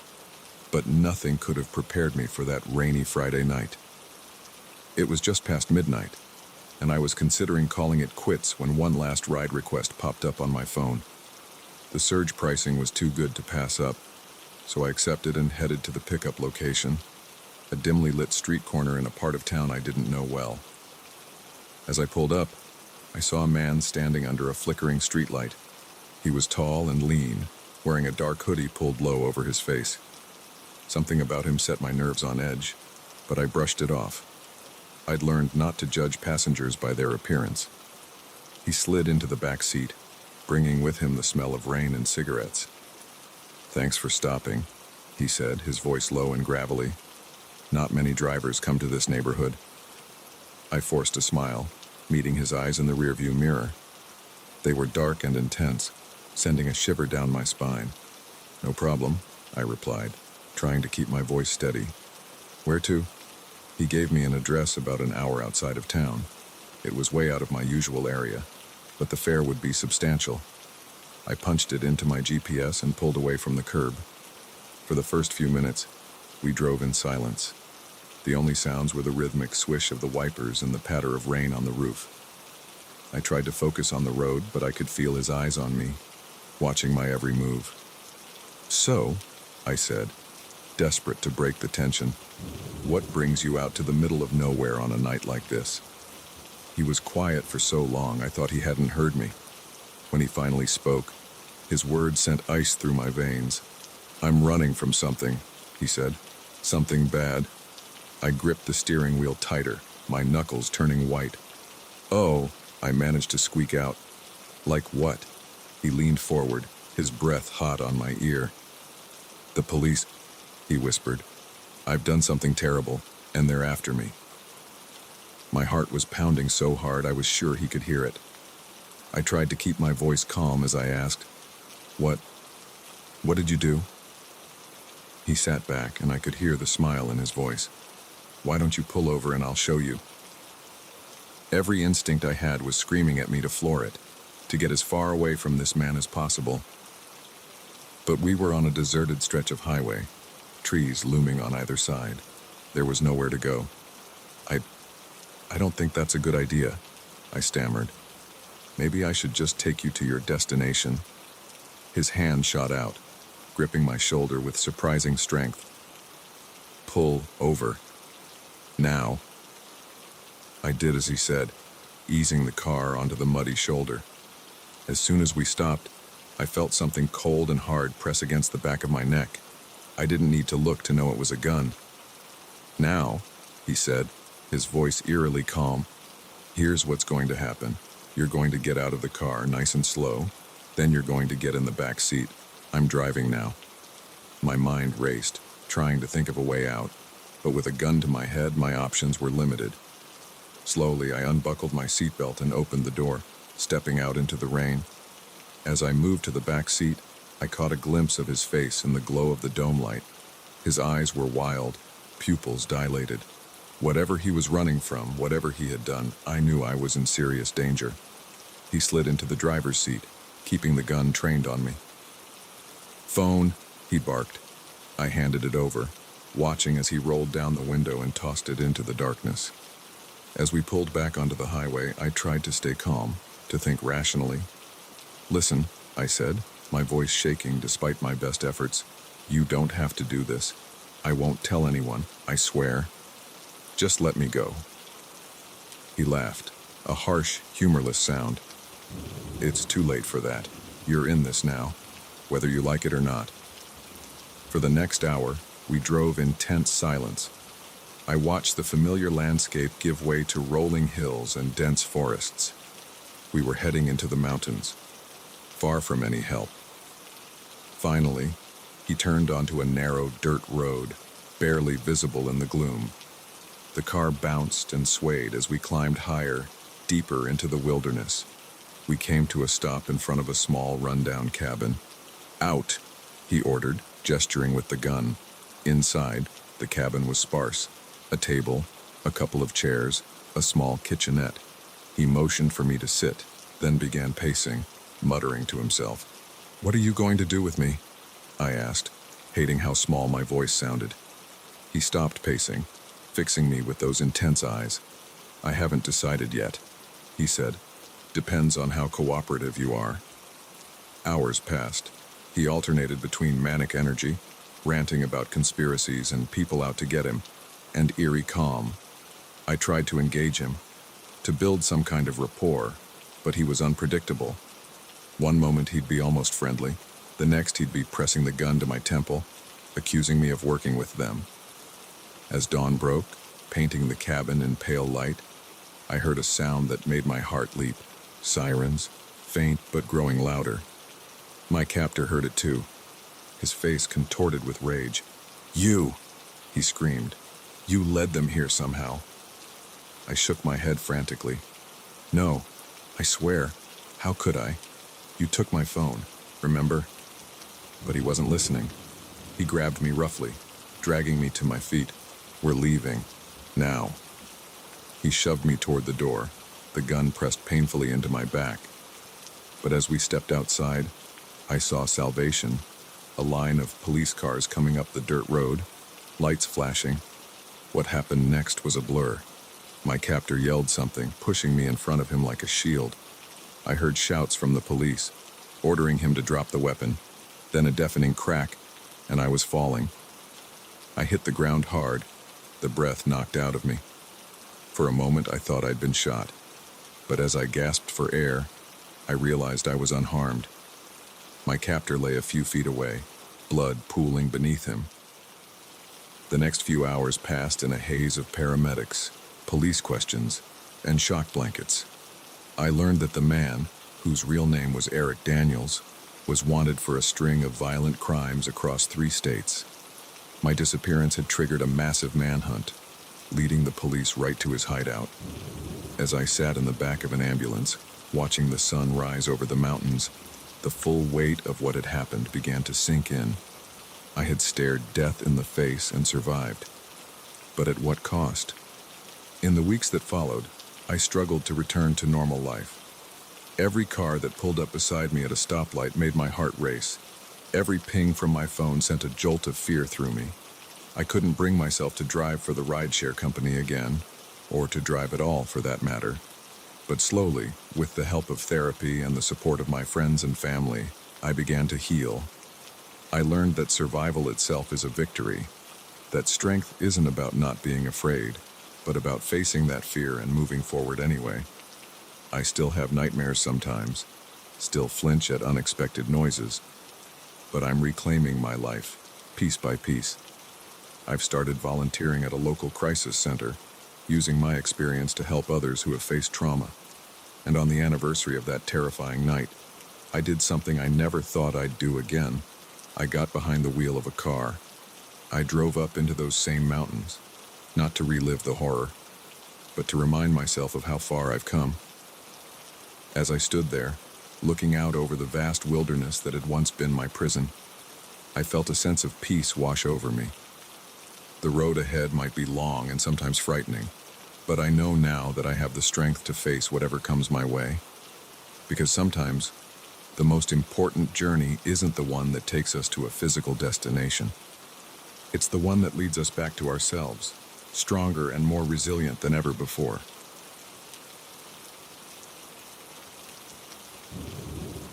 I never thought my love for solitude would lead me into the clutches of a madman. But as I huddled in my van, listening to the stranger's footsteps circling outside, I realized that sometimes the most dangerous predators are the ones we invite in. My name's Sarah, and I've been living the van life for about 2 years now. After a messy divorce and a soul-crushing corporate job, I decided to pack it all in and hit the road. My converted Sprinter van became my home, office, and sanctuary. I loved the freedom, the connection with nature, and yes, the solitude. That fateful night, I was parked in a secluded spot in the Ozarks. It was a beautiful area I'd discovered a few days earlier, a clearing near a small lake, far from any main roads or campgrounds. The kind of place only locals or very adventurous travelers would know about. I'd spent the day hiking and was looking forward to a quiet evening of reading and stargazing. As the sun set, painting the sky in brilliant oranges and purples, I settled into my camp chair with a book and a glass of wine. The peace was shattered by the sound of an engine struggling up the dirt road. Headlights cut through the trees, and a beat-up pickup truck lurched into the clearing. My heart sank. So much for solitude. But as the driver got out, stumbling slightly, I felt a twinge of concern. He was a tall, thin man with wild, unkempt hair, and kempt. Even from a distance, I could see he looked rough. "Hello?" he called out, his voice hoarse. "Is anyone there? I need help." I hesitated. Every instinct told me to stay quiet, to pretend I wasn't there. But what if he was really in trouble? "Over here," I replied, standing up. "Are you okay?" He turned towards me, relief visible on his face, even in the fading light. "Oh, thank God," he said, limping towards me. "My truck broke down a few miles back. I've been walking for hours. Do you have a phone I could use?" As he got closer, I could see he was younger than I first thought, maybe early 30s. His clothes were dirty and torn, and there was a wild look in his eyes that made me uneasy. "I'm sorry," I said, taking a step back. "I don't have any cell service out here." He nodded, looking dejected. "Yeah, figures. This whole area's a dead zone." He glanced at my van, then back at me with a hopeful expression. "Listen, I hate to ask, but is there any chance you could give me a ride into town tomorrow? I can sleep in my truck tonight, but I really need to get it towed in the morning." I bit my lip, conflicted. On one hand, I wanted to help. On the other, the thought of letting this stranger into my van, my home, filled me with dread. "I don't know," I said slowly. "I'm not really heading that way." "Please," he interrupted, his voice cracking. "I don't know what else to do. I'm not in a good place right now. I just need a little help." Something in his tone, the raw desperation, got to me. Against my better judgment, I found myself nodding. "Okay," I said. "I can't take you all the way into town, but I can drop you at the ranger station about 20 miles from here in the morning. They'll be able to help you with your truck." The relief on his face was palpable. "Thank you," he said. "Thank you so much. I'm Jakin, by the way." "Sarah," I replied, still keeping my distance. "Listen, Jake, I have a small tent you can use for the night. I'll set it up for you." He looked at the van, then back at me with a frown. "It's supposed to rain tonight. Couldn't I just sleep in your van? I promise I'll be a perfect gentleman." Alarm bells went off in my head. "I'm sorry, but no. The van is my home. The tent is the best I can offer." For a moment, I thought I saw a flash of anger in his eyes, but it was gone so quickly, I convinced myself I'd imagined it. "Of course," he said, forcing a smile. "The tent would be great. Thank you." I set up the tent for him a good distance from my van, handed him a sleeping bag and a bottle of water, and retreated to my vehicle. As I locked the doors, I tried to shake off the nagging feeling that I'd made a terrible mistake. Sleep eluded me that night. Every sound from outside, the rustle of leaves, the hoot of an owl, had me on high alert. I kept imagining Jake creeping around my van trying to break in. At some point, I must have dozed off because I was jolted awake by a loud bang. My eyes flew open, heart racing. It was still dark outside, but I could hear rain pattering on the roof. Another bang, and I realized someone was knocking on my van door. "Sarah," Jake's voice called out. "Sarah, please let me in. The tent is leaking. I'm soaked." I sat up, every muscle tense. "I'm sorry, Jake," I called back, "but I can't let you in. Try wrapping yourself in the sleeping bag. It's waterproof." "Come on," he pleaded. "Don't be like that. I'm freezing out here. Just let me in for a little while to dry off." His voice had an edge to it now, a hint of something dangerous lurking beneath the desperation. I reached for my phone, cursing silently when I remembered there was no service. "I can't, Jake," I said, trying to keep my voice firm. "I'm sorry, but you need to go back to the tent." There was silence for a moment, then a sound that made my blood run cold, the click of my door handle being tried. "Open the damn door, Sarah," Jake growled, all pretense of friendliness gone. "Don't make me break it down." Panic surged through me. I scrambled to the front seats, fumbling for my keys with shaking hands. I had to get out of here. Just as I got the key in the ignition, I heard a loud crack. Jake had found a rock or a branch and was smashing it against my side window. The engine roared to life, just as the window shattered. Jake's hand shot through the broken glass, grasping for the door lock. I threw the van into reverse, not caring about the gear-grinding shriek it produced. Jake's angry shouts followed me as I careened backwards down the narrow dirt road, rain lashing against the windshield. I didn't slow down until I hit the main road, my heart pounding so hard I thought it might burst out of my chest. I drove for hours, not stopping until the sun was high in the sky and I was 2 states away. When I finally pulled into a busy rest stop, the events of the night hit me like a tidal wave. I broke down, sobbing uncontrollably. Once I'd calmed down enough to think straight, I called the police. They took my statement and promised to investigate. But I knew the chances of them finding Jake were slim.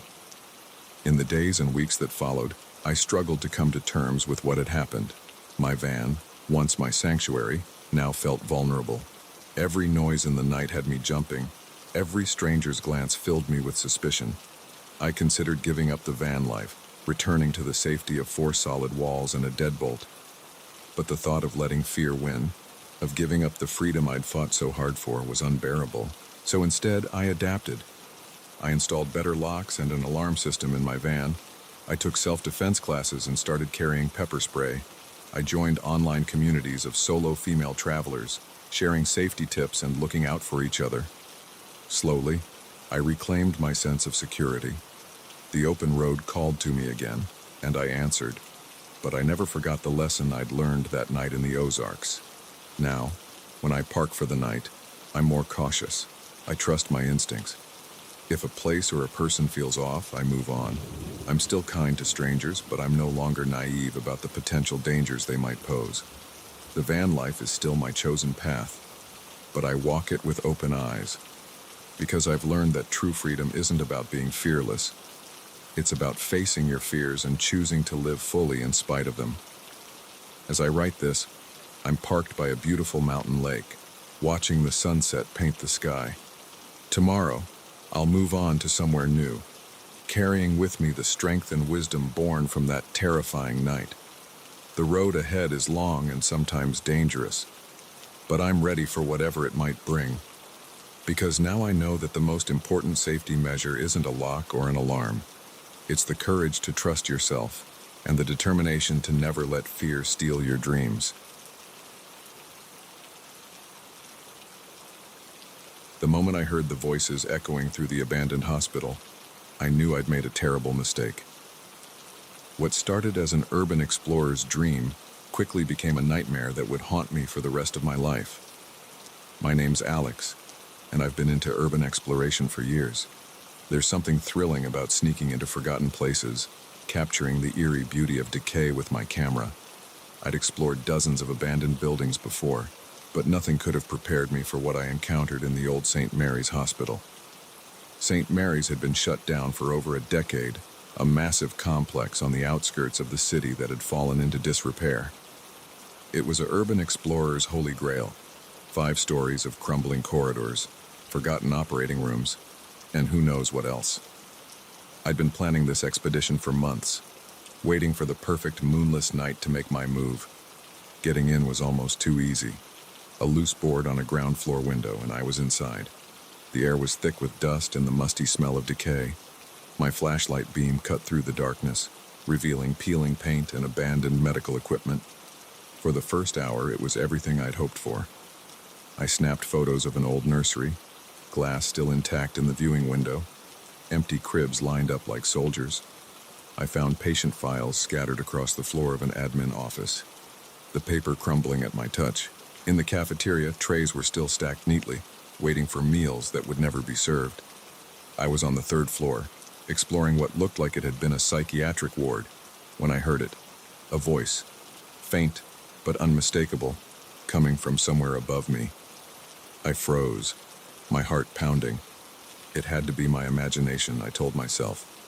Or maybe the wind playing tricks. But then I heard it again. 2 voices this time, a man and a woman, engaged in what sounded like an argument. They were too far away to make out the words, mine, but the tone was clear, angry, intense. Every instinct told me to get out, to run back to my car and never look back. But curiosity got the better of me. Maybe it was other urban explorers, I reasoned, or homeless people who'd set up camp in the upper floors. Either way, I had to know. I crept up the stairs, wincing at every creak of the old wood under my feet. The voices grew louder as I reached the 4th floor. They were coming from somewhere down the hall, behind a set of double doors marked Operating Theater. Pressing my ear to the door, I could finally make out what they were saying. "Can't keep doing this, John," the woman's voice hissed. "Someone's going to catch on." "Relax," the man replied, his tone dismissive. "We've been using this place for months. No one ever comes here." "But what if someone does? What if—" "Then we'll deal with it," he cut her off. "I'd like we always do." A chill ran down my spine. Whatever these people were up to, it was clear they weren't just squatters or fellow explorers. I needed to get out of there. Fast. I turned to leave, but in my haste, I knocked over a metal tray that had been balanced precariously on a nearby gurney. It clattered to the floor with a crash that seemed to echo through the entire building. The voices behind the door immediately went silent. Then, footsteps, moving quickly towards me. Panic surged through me. I sprinted down the hallway, not caring about the noise I was making. Behind me, I heard the double doors burst open. "Hey, stop right there!" I ran faster than I ever had in my life, taking the stairs 2 at a time. I could hear them behind me, gaining ground. As I rounded a corner on the 2nd floor, a hand grabbed my jacket. I twisted away, hearing the fabric rip as I broke free. I burst out of the same window I'd entered through, stumbling as I hit the overgrown lawn. My car was parked a block away, hidden behind some trees. I reached it in what felt like seconds, fumbling with my keys as I heard shouts in the distance. As I peeled away from the curb, I caught a glimpse of 2 figures emerging from the hospital in my rearview mirror. Even from a distance, I could see the glint of something metallic in the man's hand. A gun. I drove for hours, too terrified to stop. Every set of headlights behind me sent my heart racing. It wasn't until the sun started to rise that I finally pulled over at a rest stop, my hands shaking as I turned off the engine. What had I stumbled upon? Drug dealers? Some kind of black market operation? Whatever it was, I knew I was in way over my head. I debated going to the police but what would I tell them? That I'd been trespassing in an abandoned hospital and overheard something suspicious. And what if these people had connections in law enforcement? The man had mentioned they'd been using the hospital for months without getting caught. In the end, I decided to lay low for a while. I called in sick to work, holed up in my apartment, and tried to convince myself that they hadn't gotten a good look at me or my car. But as the days passed, strange things started happening. I'd come home to find things slightly out of place, as if someone had been in my apartment. My computer files seemed to have been accessed when I knew I hadn't opened them. Twice, I could have sworn I saw the same car following me when I finally ventured out for groceries. Paranoia set in. I couldn't sleep, jumping at every sound. I stopped answering my phone, stopped checking my email. My friends started to worry but I couldn't bring myself to tell them what was going on. How could I explain the mess I'd gotten myself into? A week after the incident at the hospital, I came home to find my apartment door slightly ajar. Heart pounding, I pushed it open. The place had been ransacked, drawers pulled out, furniture overturned, but nothing seemed to be missing. On my kitchen table was a single piece of paper. On it, in neat handwriting, was a message that made my blood run cold. We know who you are. We know where you live. Keep your mouth shut, or next time we won't just look around. That was the breaking point. I threw some clothes in a bag, emptied my bank account, and hit the road. I drove for days, sleeping in my car, paying cash for everything. I ditched my phone, my credit cards, anything that could be used to track me. It's been 3 months since that night at St. Mary's. I'm in a small town now, thousands of miles from home, working under the table at a diner. I've dyed my hair, grown a beard, done everything I can to change my appearance, but I still don't feel safe. Every customer that comes into the diner could be one of them. Every car that drives by too slowly could be looking for me.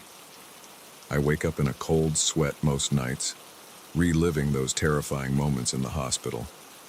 I know I can't run forever. Sooner or later, I'll have to face what happened. Maybe go to the FBI, tell them everything. But for now, all I can do is keep moving, keep looking over my shoulder. My urban exploring days are over. The thrill of sneaking into abandoned places seems hollow now, knowing the danger that can lurk in those forgotten corners. I've learned the hard way that some secrets are better left uncovered, some doors better left unopened. As I write this, sitting in my small rented room, I can't help but think about how quickly life can change. One moment of curiosity, one bad decision, and everything you know can be stripped away. To anyone out there thinking of exploring abandoned places, let my story be a warning. You never know what you might find in the darkness. And sometimes, the real danger isn't in the crumbling buildings or rusty equipment. It's in the secrets those abandoned places keep, and the people willing to do anything to protect them. I don't know what the future holds for me. Will I ever be able to go home? Will I ever feel safe again? These questions haunt me daily. But I do know one thing. I'll never again assume that an abandoned building is truly empty, because sometimes the most dangerous things lurk in the places we think have been left behind by the world.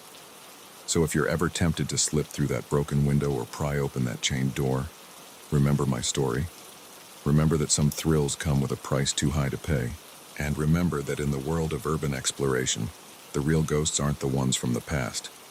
They're the very real, very dangerous ones hiding in the shadows of the present.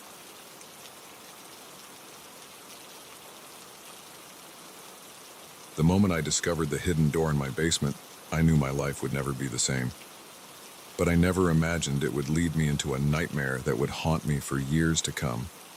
My name's Emma, and I just bought my first house, a charming Victorian fixer-upper on the outskirts of town. It was a dream come true, a place of my own where I could finally put down roots after years of apartment living. The previous owner had been eager to sell, practically giving it away. I should have known it was too good to be true.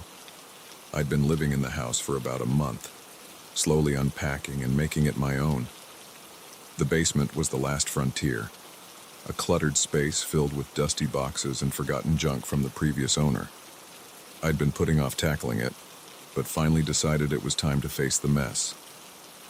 I was sorting through a pile of old magazines when my hand brushed against something cold and metallic behind a stack of boxes.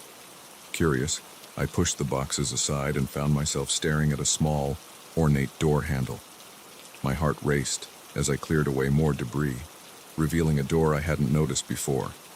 It was made of dark, aged wood, with intricate carvings around the frame. It looked old, much older than the rest of the house. I tried the handle, but it was locked. A thorough search of the basement yielded no key. Frustrated but intrigued, I went upstairs to grab my toolbox. Whatever was behind that door, I was determined to find out. It took some doing, but I finally managed to jimmy the lock open. The door creaked ominously as I pushed it open, revealing a small, dark room beyond. The smell hit me first, musty and damp, with an underlying odor I couldn't quite place. I fumbled for my phone, turning on the flashlight. What I saw made my blood run cold. The room was tiny, maybe 6 feet square. The walls were covered in strange symbols and writing, some of it looking like it had been scrawled in blood. In the center of the room was a small table, and on it sat a collection of items that looked like they belonged in a horror movie. Old bones, jars filled with unidentifiable substances, and a large, leather-bound book. I approached the table cautiously, my curiosity overriding my fear. The book seemed to call to me. I reached out, my hand trembling, and opened it. The pages were filled with more of the strange writing I'd seen on the walls. Interspersed were disturbing drawings, grotesque creatures, violent rituals, things that made my stomach churn. But what really caught my eye were the photographs. They were old, sepia-toned, showing people in various states of torture and dismemberment, and with a jolt of horror, I realized I recognized one of them. It was my house, this house, but from many years ago. In the foreground was a man with a cruel smile, standing over a terrified woman bound to a chair. I slammed the book shut, my heart pounding. This was wrong. All of it was wrong. I needed to get out of there, to call the police, to do something. But as I turned to leave, I heard a noise that made my blood freeze in my veins. Footsteps coming from upstairs. Heavy, deliberate footsteps that I knew didn't belong to me. I stood paralyzed with fear, my mind racing. Had I left the front door unlocked? No, I was sure I hadn't. So how? The footsteps were moving now, heading towards the basement stairs. I looked around frantically for a place to hide, but the room was too small, too exposed. In desperation, I ducked behind the open door, pressing myself against the wall. It was a pathetic hiding spot, but it was all I had. The basement door opened, and the footsteps descended the stairs.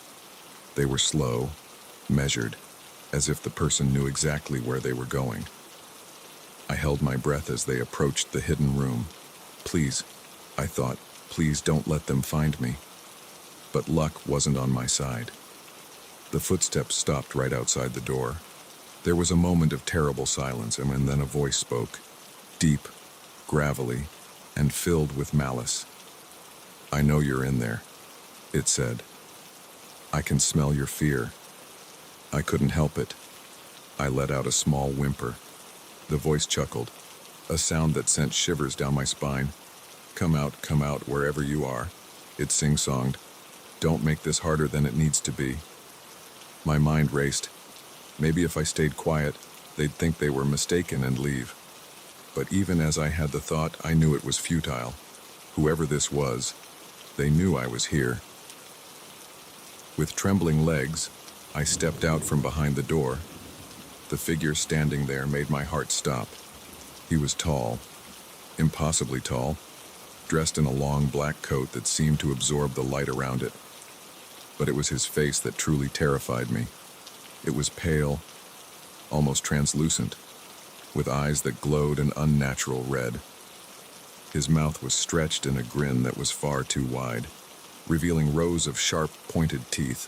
"There you are," he said, his voice dripping with false warmth. "I've been waiting for someone like you for a very long time." I opened my mouth to scream, but no sound came out. The creature, for I knew now that this was no man, reached out a long, clawed hand towards me. "Don't be afraid," he crooned. "This will only hurt. Well, actually, it will hurt quite a lot, but it will be over soon." In that moment, survival instinct kicked in. I ducked under his outstretched arm and ran, faster than I'd ever run in my life. I took the basement stairs 2 at a time, his laughter echoing behind me. I burst out of the front door, not stopping until I reached my car. With shaking hands, I managed to get the key in the ignition. As I peeled out of the driveway, I saw him standing on the porch, that terrible grin still on his face. He raised a hand in a mocking wave as I sped away. I drove for hours, too terrified to stop. It wasn't until the sun started to rise that I finally pulled over at a rest stop, my hands shaking as I turned off the engine. What had I seen? What was that thing? And more importantly, what was I going to do now? I couldn't go to the police. What would I tell them? That I'd found a secret room full of occult items and been chased out of my house by a monster. They'd think I was crazy.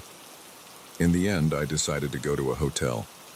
I needed time to think, to process what had happened. But as the days passed, I found myself jumping at every shadow, convinced that the creature from my basement was going to find me. I couldn't sleep. Every time I closed my eyes, I saw that terrible grin, those glowing red eyes. I lost weight, my appearance becoming gaunt and haggard. After a week, I knew I couldn't go on like this. I had to face whatever was in that house. I had to know the truth. I returned home on a sunny Tuesday afternoon. The house looked exactly as I'd left it, peaceful and innocent in the daylight. But I knew better now. With trembling hands, I unlocked the front door and stepped inside. The house was silent, but I could feel a presence, watching and waiting. I made my way down to the basement, my heart pounding with each step. The hidden door stood open, revealing the small room beyond. But it was empty now. No table, no book, no disturbing artifacts, just bare walls and a dusty floor. For a moment, I thought I'd imagined it all, that the stress of buying a new house had caused some kind of mental break. But then I saw it, a single piece of paper lying in the center of the room. With shaking hands, I picked it up. On it, in elegant script, was a message that made my blood run cold. "The game has begun. I'll see you again soon." I ran from the house, never to return. I sold it for a fraction of what I'd paid, not caring about the financial loss. I just needed to be rid of it. It's been 5 years since that day. I've moved across the country, changed my name, done everything I can to forget. But I know, deep down, that it's not over. Sometimes, in my dreams, I hear that gravelly voice, see that terrible grin, and I know that someday, when I least expect it, the game will begin again. So if you're thinking of buying an old house, of exploring that hidden nook or long-forgotten room, take it from me. Sometimes, the things we uncover are better left buried, because once you open that door, you can never truly close it again. The night I caught art thieves in the act was the night I learned that sometimes the most valuable things we protect aren't hanging on the walls. It was also the night I almost lost everything, including my life. My name's Mike, and I've been working night security at the Hillsdale Museum of Fine Arts for going on 5 years now. It's usually a quiet gig, just me, the cameras, and millions of dollars worth of art. At least, that's how it was until that fateful Friday night in October. I'd just started my shift, settling into the small security office with a thermos of coffee and the novel I'd been working my way through all week. The museum was eerily quiet, as always. Just the soft hum of the climate control system and the occasional creak of the old building settling. Around midnight, I started my first round. I always enjoyed these walks through the darkened galleries. There was something magical about seeing the artwork in the dim emergency lighting, like I was getting a private showing of some of the world's greatest masterpieces. I was in the modern art wing when I first noticed something was off. It was subtle, just a faint scratching sound coming from somewhere ahead. I paused, straining my ears. There it was again, followed by what sounded like a whispered curse. My heart started to race. In 5 years, I'd never encountered anything more exciting than a tripped motion sensor. But this was different. I radioed into Central Dispatch, keeping my voice low. "This is Mike at Hillsdale. I've got suspicious noises in the modern wing. Going to investigate." "Copy that, Mike," came the crackly reply. "Be careful. Backup's on standby if you need it." I unclipped my flashlight but didn't turn it on yet.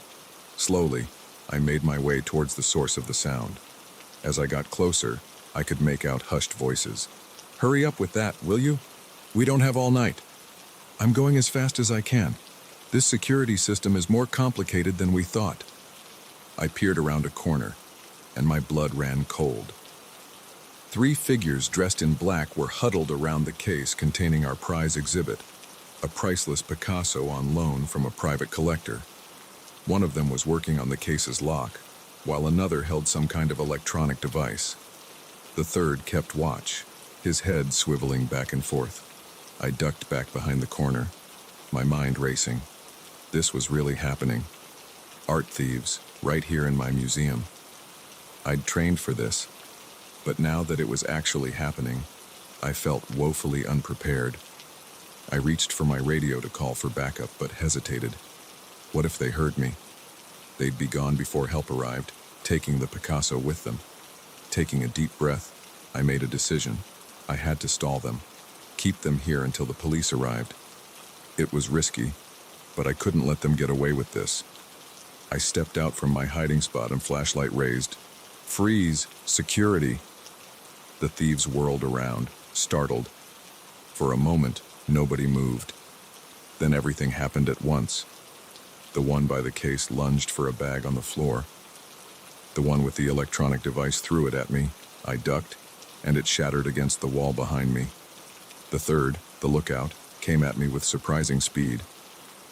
I managed to sidestep his first swing, but his second caught me in the gut, knocking the wind out of me. I stumbled back, gasping for air. "Grab the painting and let's go," one of them shouted. Through watering eyes, I saw them working frantically to open the case. I had to do something, fast. I fumbled for the panic button on my belt, pressing it repeatedly. Immediately, alarms began blaring throughout the museum. The thieves cursed, redoubling their efforts. I staggered to my feet, determined to stop them. But the lookout was on me again, throwing me against a nearby sculpture. Pain exploded in my back, and I heard something crack.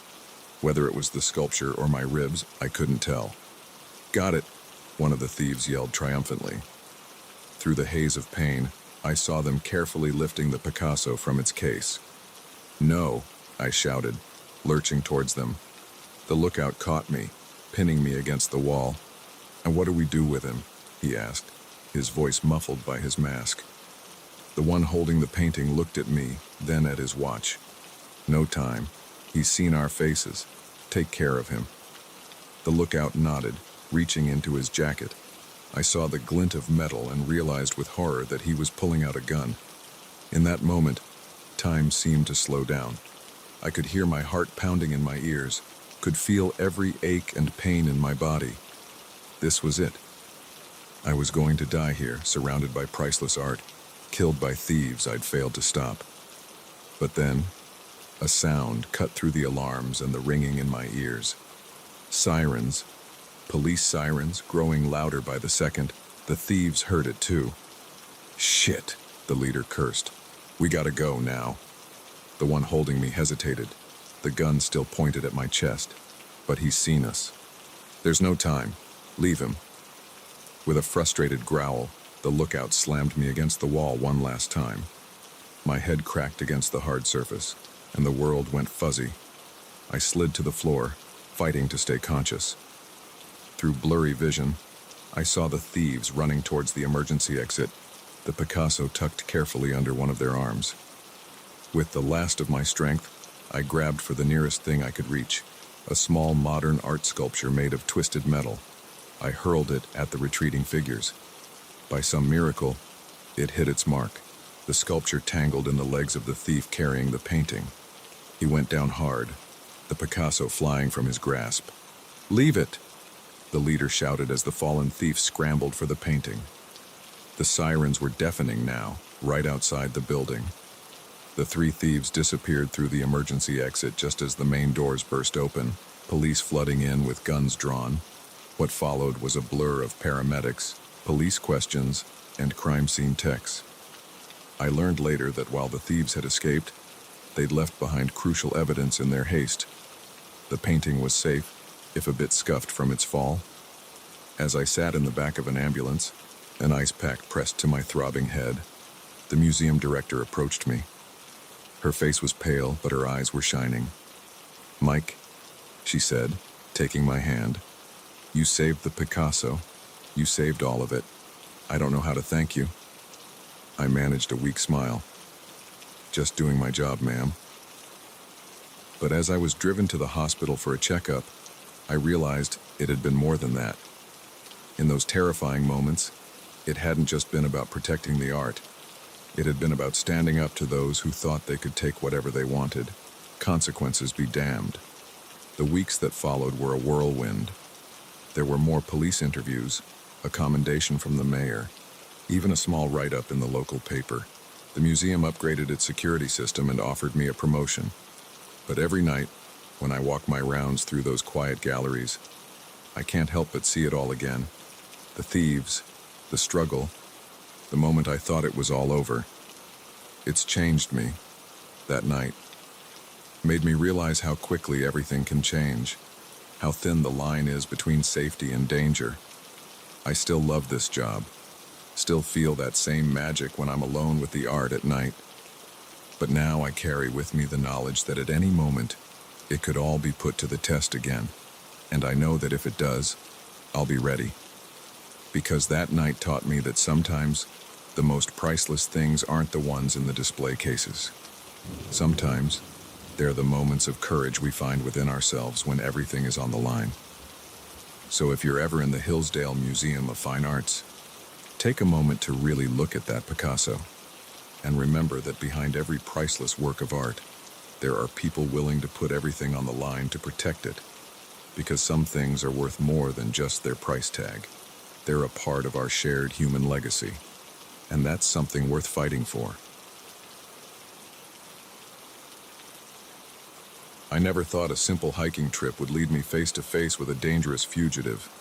But as I crouched behind a tree, heart pounding, I realized that sometimes the most perilous predators aren't the wild animals we prepare for, but the humans we never see coming. My name's Jack, and I've always been an avid hiker. There's something about losing myself in nature that helps clear my mind and recharge my soul. So when I had a week off work, I decided to tackle a challenging trail in the Rockies I'd been eyeing for years. The first 3 days were everything I'd hoped for.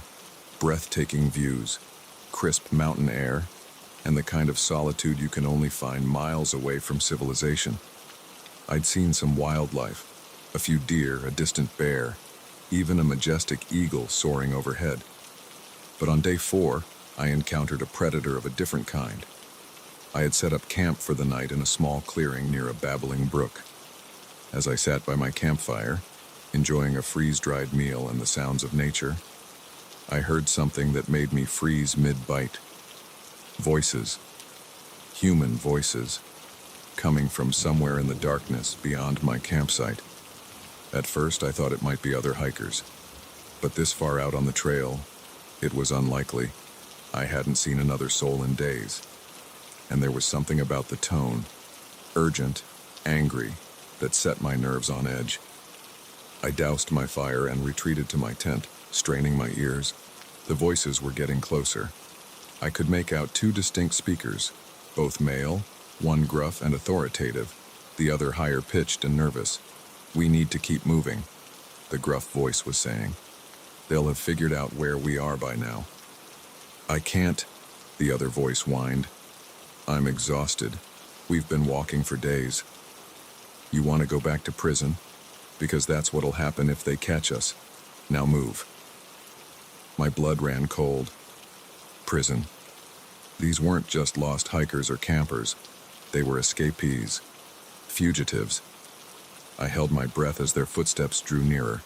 A beam from a flashlight swept across my tent, and I heard the gruff voice curse. Someone's camped here recently. So, we haven't seen anyone for days. Doesn't matter. They could report seeing us. We need to find them. My heart was pounding so hard I was sure they could hear it. I had to get out of there. But how? My car was a 2-day hike away, and in the darkness, I'd be at a severe disadvantage. As quietly as I could, I grabbed my backpack and slipped out the back of my tent. The fugitives were on the other side, their flashlight beams dancing through the trees as they searched the area. I crept away from my campsite, using the sound of the brook to mask any noise I might make, but I'd only gone about 50 yards when I heard a shout. "Hey, there's someone over there." I ran. Branches whipped at my face as I crashed through the underbrush, the sounds of pursuit close behind. I had no idea where I was going. My only thought was to put as much distance between myself and those men as possible. I don't know how long I ran. It could have been minutes or hours. My lungs were burning. My legs felt like lead. But fear kept me going. The imagined feeling of rough hands grabbing me, spurring me on. Finally, I couldn't run anymore. I stumbled to a stop, gasping for air. The forest around me was silent. Had I lost them? As my breathing slowed, I started to take stock of my situation.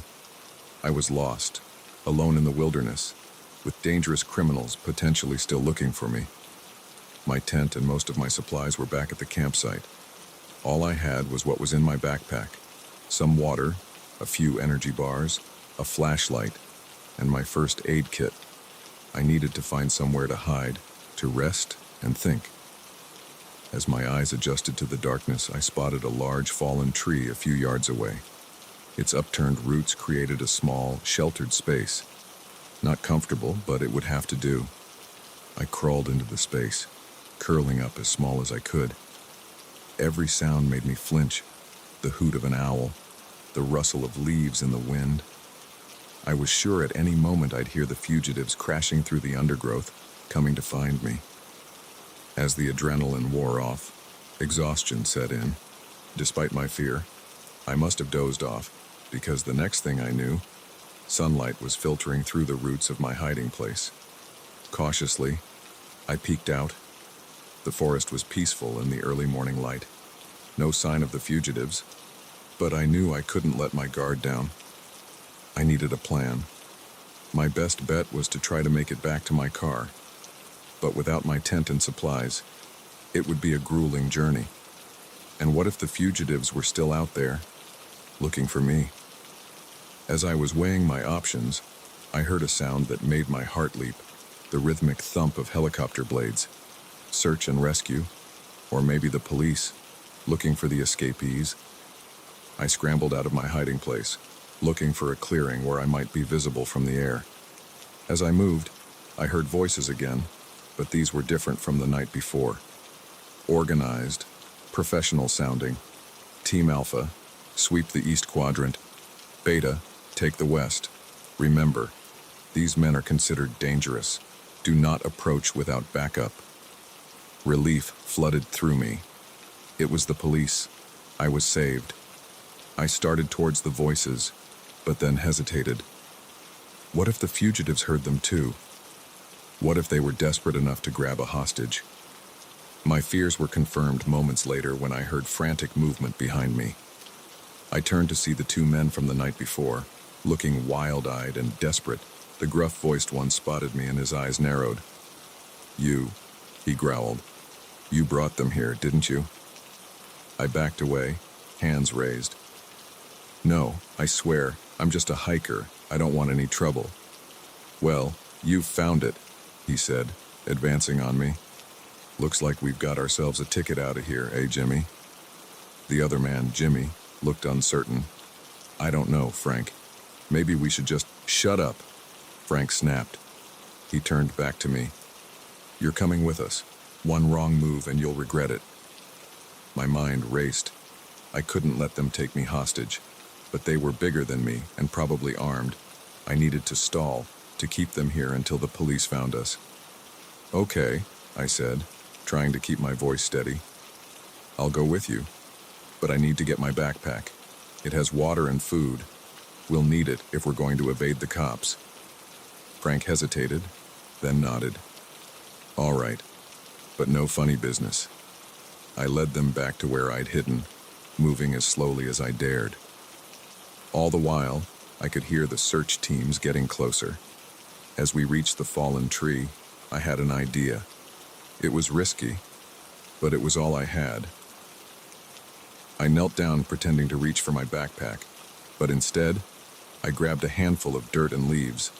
In one motion, I spun around and threw it in Frank's face. He yelled, momentarily blinded. I didn't wait to see his reaction. I ran, screaming at the top of my lungs. Help! Over here! The fugitives are here! I heard shouts of confusion, then the sound of many feet running. Suddenly, the forest was alive with activity, police officers converging from all directions. Freeze! Police! I dropped to the ground, hands over my head. There was a brief scuffle, more shouting, and then silence. When I finally dared to look up, I saw Frank and Jimmy being led away in handcuffs. A kind-faced officer was helping me to my feet. Are you all right, sir? She asked. Are you the hiker they radioed us about? I nodded, suddenly feeling lightheaded with relief. Yes, that's me. I found them. Or they found me, I guess. The next few hours passed in a blur of statements and medical checkups. I learned that Frank and Jimmy had escaped from a medium-security prison several states over. They'd been on the run for weeks. As I was finally cleared to leave, the officer in charge approached me. You did good out there, he said. Not many people would have kept their cool like that. You should be proud. I managed a weak smile. I was terrified the whole time. He chuckled. That's what bravery is, son. Being scared, but doing the right thing anyway. As I was driven back to my car, I couldn't help but reflect on the past 24 hours. I'd gone into those woods looking for solitude and found more danger than I'd ever encountered in my life. But I'd also found a strength in myself I didn't know I had. I'd faced my fears and come out the other side. I still love hiking, still find peace in the wilderness. But now I carry with me the knowledge that danger can come in many forms, and that sometimes the most important survival skill is keeping a cool head in a crisis. So if you're ever out in the wild and hear something that doesn't quite fit, trust your instincts. Because sometimes the most dangerous animals in the forest walk on two legs, and the most important trails we blaze are the ones that lead us to discovering our own courage. The moment I saw the shadowy figures moving around the cabin, I knew this peaceful getaway had turned into a fight for survival. What started as a simple house-sitting job became a night of terror that would haunt me for years to come. My name's Sarah, and I'm a grad student trying to make ends meet. When my professor asked if I'd watch her remote cabin for a week while she attended a conference, I jumped at the chance. A quiet place to study, surrounded by nature. It sounded perfect. The first few days were blissful. The cabin was cozy, with a wraparound porch and views of the surrounding forest that took my breath away. I spent my days reading, working on my thesis, and taking long walks in the woods. At night, I'd curl up by the fireplace, listening to the wind in the trees and the occasional hoot of an owl. It was on the fourth night that everything changed. I was making dinner, humming along to the radio, when the power suddenly cut out. The cabin was plunged into darkness, the only light coming from the dying embers in the fireplace. At first, I wasn't too concerned. Power outages weren't uncommon in such a remote area. I found the flashlight my professor had shown me and went to check the circuit breaker. As I passed by the living room window, a movement outside caught my eye. I froze, peering into the darkness. There, at the edge of the cleared area around the cabin, I saw them. 3 figures. moving with purpose towards the house. My heart began to race. This far out, unexpected visitors were rare, and something about the way they moved, staying low and in the shadows, set off alarm bells in my head. I quickly turned off my flashlight and ducked down below the window. Maybe they hadn't seen me. Maybe they'd go away if they thought the cabin was empty. But as I crouched there, hardly daring to breathe, I heard a sound that made my blood run cold. The snip of wire cutters. They were cutting the phone line. Panic threatened to overwhelm me. I was alone, miles from the nearest neighbor with no way to call for help. My cell phone was useless out here, no signal for miles. I had to think. What were my options? I could try to run, but in the dark forest, I'd be at a disadvantage. They probably knew these woods better than I did. Hiding seemed like the best option, but where? As I heard the creak of footsteps on the porch, I made my decision. I grabbed my backpack, shoving in a bottle of water and some granola bars. Then I slipped into the root cellar my professor had shown me in case of bad storms. I pulled the heavy door closed just as I heard the sound of breaking glass. They were inside. The root cellar was small and musty, lined with shelves of canned goods and old gardening equipment. I wedged myself into a corner behind some boxes, trying to calm my breathing. Above me, I could hear them moving around the cabin, the thud of drawers being opened, the crash of things being overturned. What were they looking for? Check everywhere, a gruff voice commanded. The boss says it's got to be here somewhere. What about the girl? Another voice asked. My heart nearly stopped. They knew I was here. Find her, the first voice growled. She might have seen where the old lady hid it. Hide what? What could my professor have that these men wanted so badly? I heard the cellar door creak open and held my breath. Flashlight beams swept the room, passing over my hiding spot once, twice. I squeezed my eyes shut, certain that at any moment I'd be discovered. But then the door closed and I heard receding footsteps. They hadn't seen me. For now, I don't know how long I sat there in the dark, every muscle tense, straining to hear what was happening above. It felt like hours. Eventually, the noises stopped. Had they left? I waited, counting to 1,000 in my head before I dared to move. Slowly, carefully, I eased out of my hiding spot. My legs were cramped, and pins and needles shot through my feet as I stood. I crept to the cellar door and listened. Silence. Taking a deep breath, I pushed the door open a crack and peeked out. The cabin was a disaster. Furniture overturned, drawers emptied onto the floor.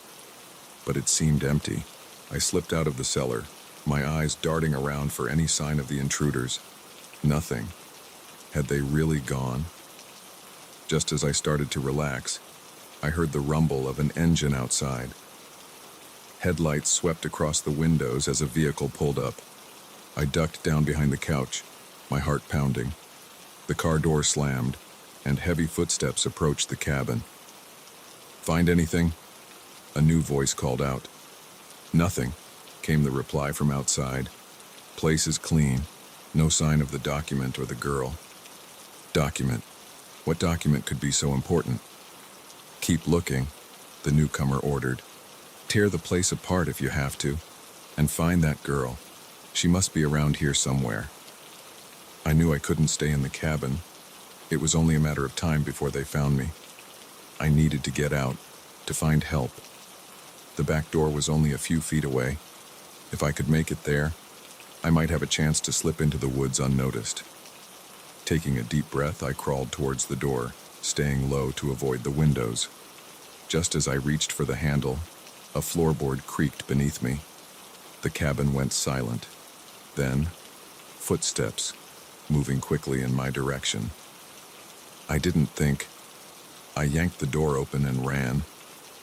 Behind me, I heard shouts and the sound of pursuit. I plunged into the dark forest, branches whipping at my face as I ran blindly through the undergrowth. I had no idea where I was going. My only thought was to put as much distance between myself and those men as possible. I ran until my lungs burned and my legs felt like jelly. Finally, I couldn't run anymore. I collapsed behind a large tree, gasping for air. As my breathing slowed, I strained my ears for any sound of pursuit. Nothing but the normal nighttime sounds of the forest. Had I lost them? Or were they out there still, searching methodically through the woods? I knew I couldn't stay there.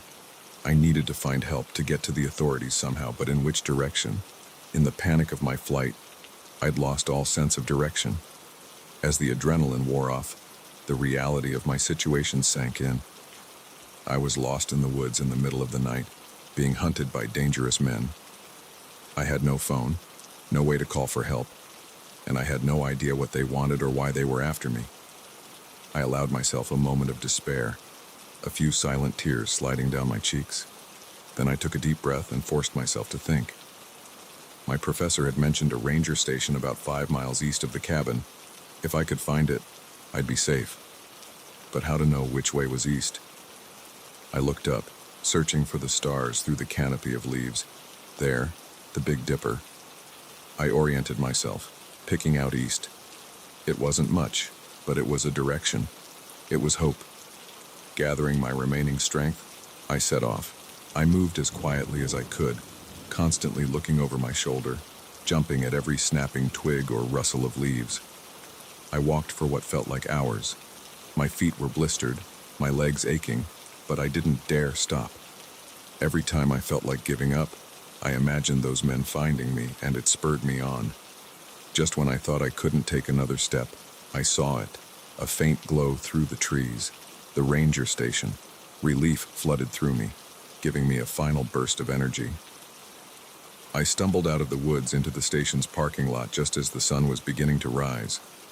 The ranger on duty was shocked by my appearance, dirty, scratched, and wild-eyed. But he listened to my story and immediately called the police. The next few days were a blur of police statements and newspaper interviews. It turned out my professor was involved in a high-profile whistleblower case.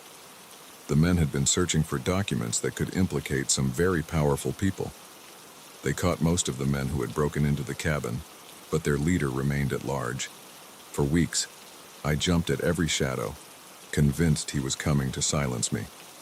It's been a year since that night, and I still have nightmares about running through those dark woods. I've moved to the city, finding comfort in the constant noise and light. My thesis remains unfinished. I can't bring myself to look at the research I was doing that week, but slowly, I'm reclaiming my life. I'm learning that survival isn't just about outrunning danger. It's about facing your fears and moving forward, one day at a time.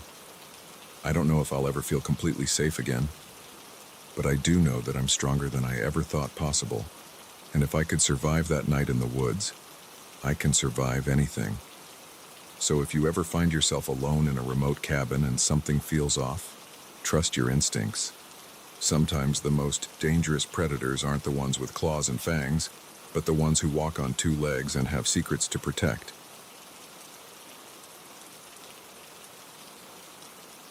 The moment I heard those hushed voices coming from the supposedly empty floor, I knew my mundane job as a night janitor had just become a front-row seat to something sinister.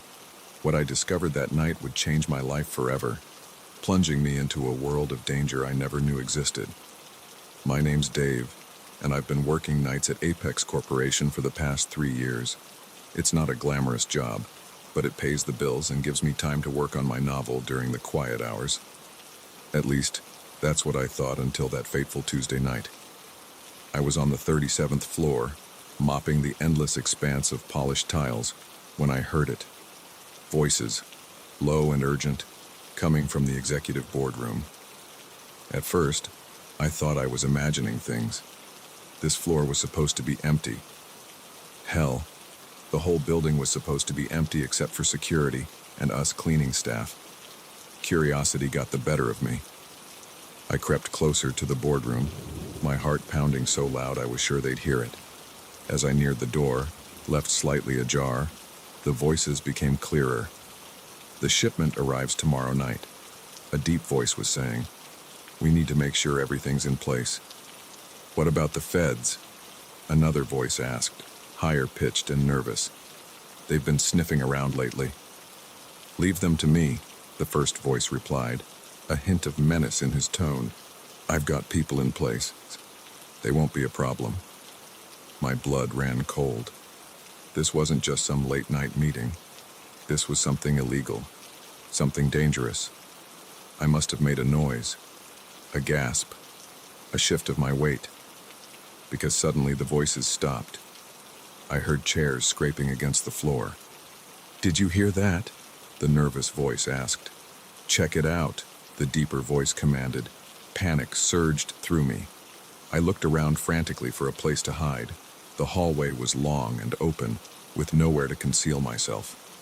In desperation, I ducked into a nearby supply closet, pulling the door closed just as I heard footsteps approaching. Through the thin crack between the door and the frame, I saw a man in an expensive suit walk past, his head swiveling as he scanned the hallway. My heart was pounding so hard, I was sure he'd hear it. After what felt like an eternity, he returned to the boardroom. "Nothing out there," I heard him say. Must have been the wind or something.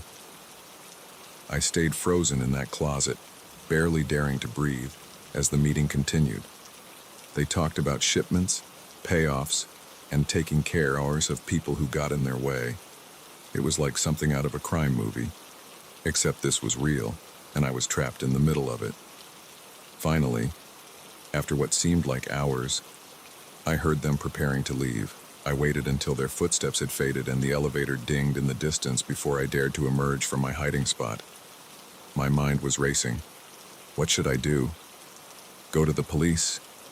But what if these people had connections in law enforcement, like they'd hinted? What if they found out I was the one who reported them? I finished my shift in a daze, jumping at every sound, convinced that at any moment those men would return and discover that I'd overheard them. By the time I clocked out at 6 a.m., I'd made a decision. I needed proof before I went to the authorities. The next night, I came to work with a small voice recorder hidden in my pocket. It was a risk, but I needed evidence. If I could record one of their conversations, maybe the police would have to take me seriously. As I worked my way through the building's floors, I kept an ear out for any unusual sounds. For hours, nothing seemed out of the ordinary. I was beginning to think that maybe I'd imagined the whole thing, that the stress of working nights had finally gotten to me. But then, around 2 a.m., I heard it again. Voices coming from the same boardroom. My heart started racing as I approached, recorder at the ready. This time, there were more of them. I could make out at least 5 distinct voices, all talking about the shipment that was due to arrive that night. They mentioned a warehouse down by the docks, and a time, 3:30 a.m. I recorded for as long as I dared, then slipped away. My hands were shaking so badly I could barely push the mop. I had it, actual evidence of whatever criminal enterprise was operating out of Apex Corporation. But now that I had the recording, I was even more terrified. If they found out, I was as good as dead. I needed to get this information to the authorities immediately. I made my way to the ground floor, planning to slip out early and head straight to the police station. But as the elevator doors opened, my heart sank. Standing there in the lobby were 2 of the men I'd seen leaving the boardroom the night before, and they were looking right at me. "Well, well," one of them said, his voice chillingly familiar. It was the deep-voiced man from the meetings. "What are you doing here so late, janitor?" I swallowed hard, trying to keep my voice steady. Just finishing up my shift, sir." He smiled, but it didn't reach his eyes. "Is that so? Funny. I could have sworn I saw you up on the 37th floor earlier, but that's not part of your usual routine, is it?" They knew. Somehow, they knew I'd been listening. "I think you'd better come with us," the other man said, reaching for my arm. In that moment, survival instinct took over. I shoved my mop cart at them, causing them to stumble. In the confusion, I bolted for the emergency exit. I burst out into the cool night air, running as fast as I could. I could hear shouts behind me, the sound of pursuit growing closer. The streets were nearly empty at this hour, just a few late-night revelers and early morning workers. I darted down alleys, vaulted over fences, anything to lose my pursuers. I don't know how long I ran. My lungs were burning, my legs felt like lead, but fear kept me going. Finally, I saw it. The police station, its lights a beacon of hope in the pre-dawn darkness. I staggered through the doors, gasping for breath. The desk sergeant looked up in alarm. "Please," I panted. "You have to help me. They're after me. I have evidence, criminal activity, Apex Corporation." The next few hours passed in a blur. I gave my statement, handed over the recording. More officers arrived, detectives in suits who asked me to go over my story again and again. As the sun began to rise, casting long shadows through the station windows, one of the detectives approached me. His face was grim. "Mr. Johnson," he said, "I want you to know that what you've done here is incredibly brave. The information you've provided, well, let's just say it goes a lot deeper than we initially thought. We're going to need to place you in protective custody." The reality of my situation began to sink in. I'd uncovered something big, something dangerous, and now my life would never be the same. The next few months were a whirlwind of safe houses, court appearances, and constant looking over my shoulder.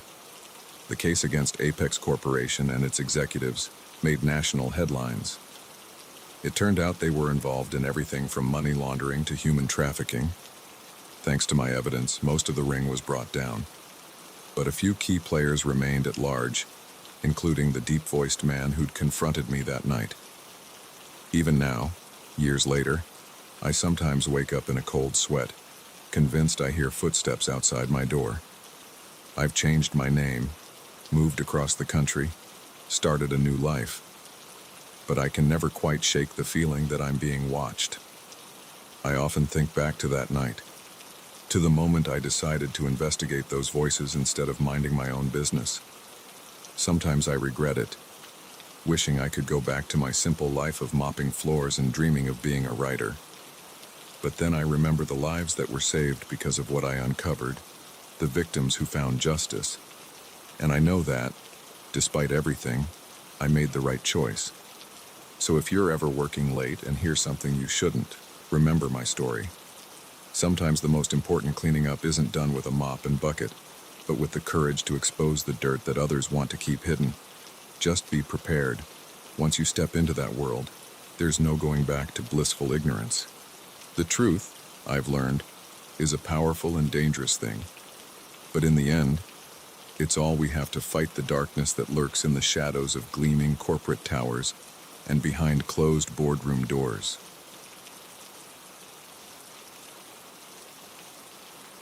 The day we moved into our dream home, I never imagined we'd be sharing it with the nightmares of its past. But as the walls whispered their secrets and shadows moved of their own accord, we realized that some houses never truly let go of their former occupants. I'm Emily, and my husband Jack and I had been searching for the perfect family home for months. When we stumbled upon the old Victorian on Maple Street, it seemed too good to be true. Spacious rooms, a sprawling backyard, and a price that was surprisingly within our budget. We were so excited, we barely listened to the real estate agent's rushed explanation about the previous owner's hasty departure. The first few weeks were blissful. We painted walls, arranged furniture, and started to make the house our own. Our two kids, Lily and Max, were thrilled with their new rooms and the treehouse in the backyard. It felt like we'd finally found our forever home. But then, little things started happening. At first, it was easy to dismiss. A door closing on its own, objects not quite where we'd left them. We laughed it off as forgetfulness or the quirks of an old house. It was about a month after we'd moved in that things took a turn for the unsettling. I was in the kitchen, preparing dinner, when I heard what sounded like footsteps upstairs. Heavy, deliberate steps, moving from room to room. "Jack," I called out, assuming he'd come home early from work. No response. I climbed the stairs, a sense of unease growing with each step. The second floor was empty, all the doors closed. As I stood there, puzzled, I heard a child's laughter coming from behind me. I whirled around, expecting to see Lily or Max, but the hallway was empty. That night, I mentioned it to Jack. He looked concerned but tried to rationalize it. Old houses make weird noises, Em. It's probably just settling. But the incidents kept piling up. Lily complained about someone whispering her name when she was alone in her room. Max's toys would be arranged in strange patterns when we woke up in the morning. And more than once, I caught glimpses of shadowy figures out of the corner of my eye, always vanishing when I turned to look. It all came to a head one stormy night, about 2 months after we'd moved in. A thunderclap woke me from a fitful sleep. As lightning illuminated the room, I saw a figure standing at the foot of our bed. It was a woman, her face gaunt and eyes hollow, staring directly at me.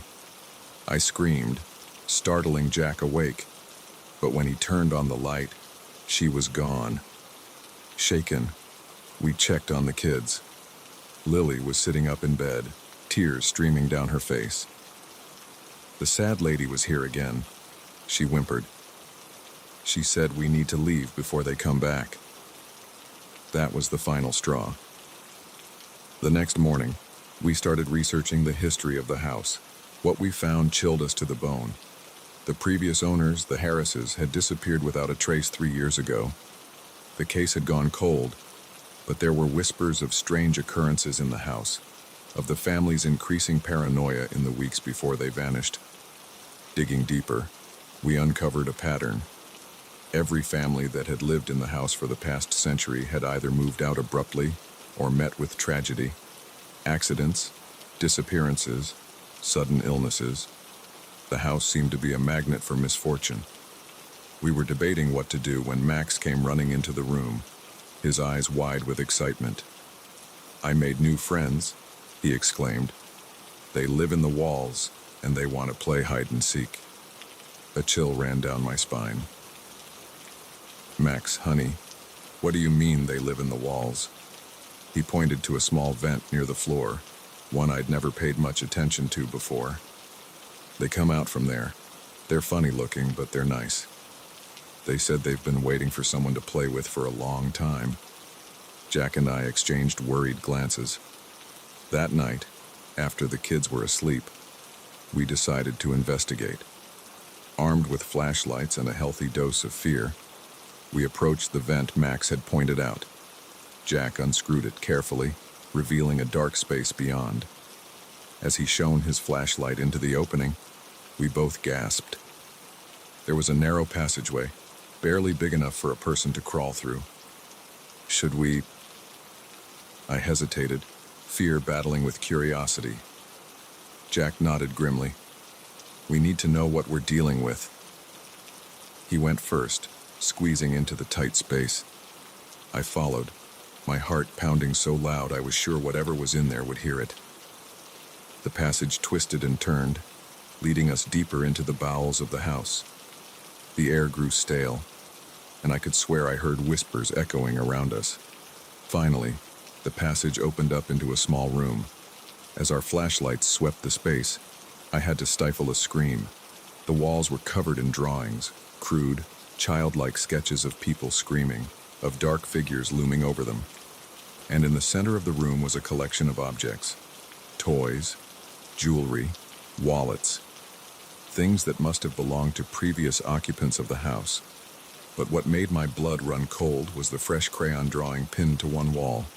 It showed our family, Jack, me, Lily, and Max, surrounded by smiling stick figures. Underneath, in a child's scrawl, were the words, "New friends to play with forever." We scrambled out of there as fast as we could, our minds reeling. What were we going to do? We couldn't stay, but who would believe us if we told them the truth? As we emerged from the vent, dusty and shaken, we found Lily and Max standing in the hallway, their eyes wide and unfocused. "They're coming," Lily said, her voice eerily calm. "They want us to join them." Suddenly, the house came alive with noise, banging on the walls, scratching sounds from inside the vents, and a chorus of whispers that seemed to come from everywhere at once. We didn't stop to pack. Grabbing the kids, we ran for the car. the sounds of chaos following us. As we peeled out of the driveway, I looked back at the house. In every window, I could see faces, dozens of them, pressed against the glass, watching us leave. We drove through the night, not stopping until we were several states away. We left everything behind, our possessions, our jobs, our lives, but we had each other, and we were safe. That's all that mattered. It's been a year since that night.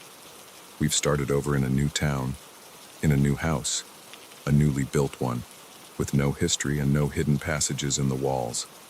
But sometimes, I still wake up in the middle of the night, certain I can hear whispers coming from the vents, or see shadows moving just out of sight. We never reported what happened to the authorities. Who would believe us? But I often think about that house on Maple Street, still standing, still looking for its next unsuspecting family. I wonder about the Harrises and all the others who came before us. Are they still there, trapped in the walls, forever seeking new playmates? I've learned that some houses are more than just wood and nails. Some have a life of their own, a hunger that can never be satisfied. And sometimes, the most dangerous monsters are the ones we invite into our homes, thinking we're the ones moving in when really, we're the ones being consumed. So, if you're ever house hunting and you find a place that seems too good to be true, perfect location, great price, but with a history that's a little too vague, think twice. Listen to the walls, watch the shadows, because you never know who or what you might be sharing your dream home with. And if you hear whispers in the night or see movement out of the corner of your eye, don't ignore it. Don't try to rationalize it away. Sometimes, the smartest thing you can do is run, leaving everything behind. Because some things are worth more than a house. Your family, your sanity, your soul. We were lucky. We got out before it was too late. But I often wonder about the next family that will move into that house on Maple Street. Will they hear the whispers? Will they see the shadows? Or will they become just another set of faces pressed against the windows, watching and waiting for new friends to join them in the walls?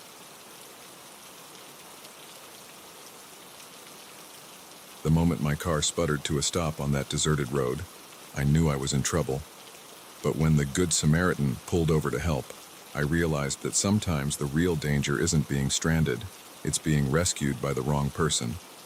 My name's Sarah, and I've always prided myself on being independent and self-reliant. So when my beat-up Honda started making weird noises halfway through my cross-country road trip, I figured I could handle it. I mean, how hard could it be to get to the next town and find a mechanic? Turns out, pretty damn hard when your car decides to give up the ghost in the middle of nowhere, Oklahoma.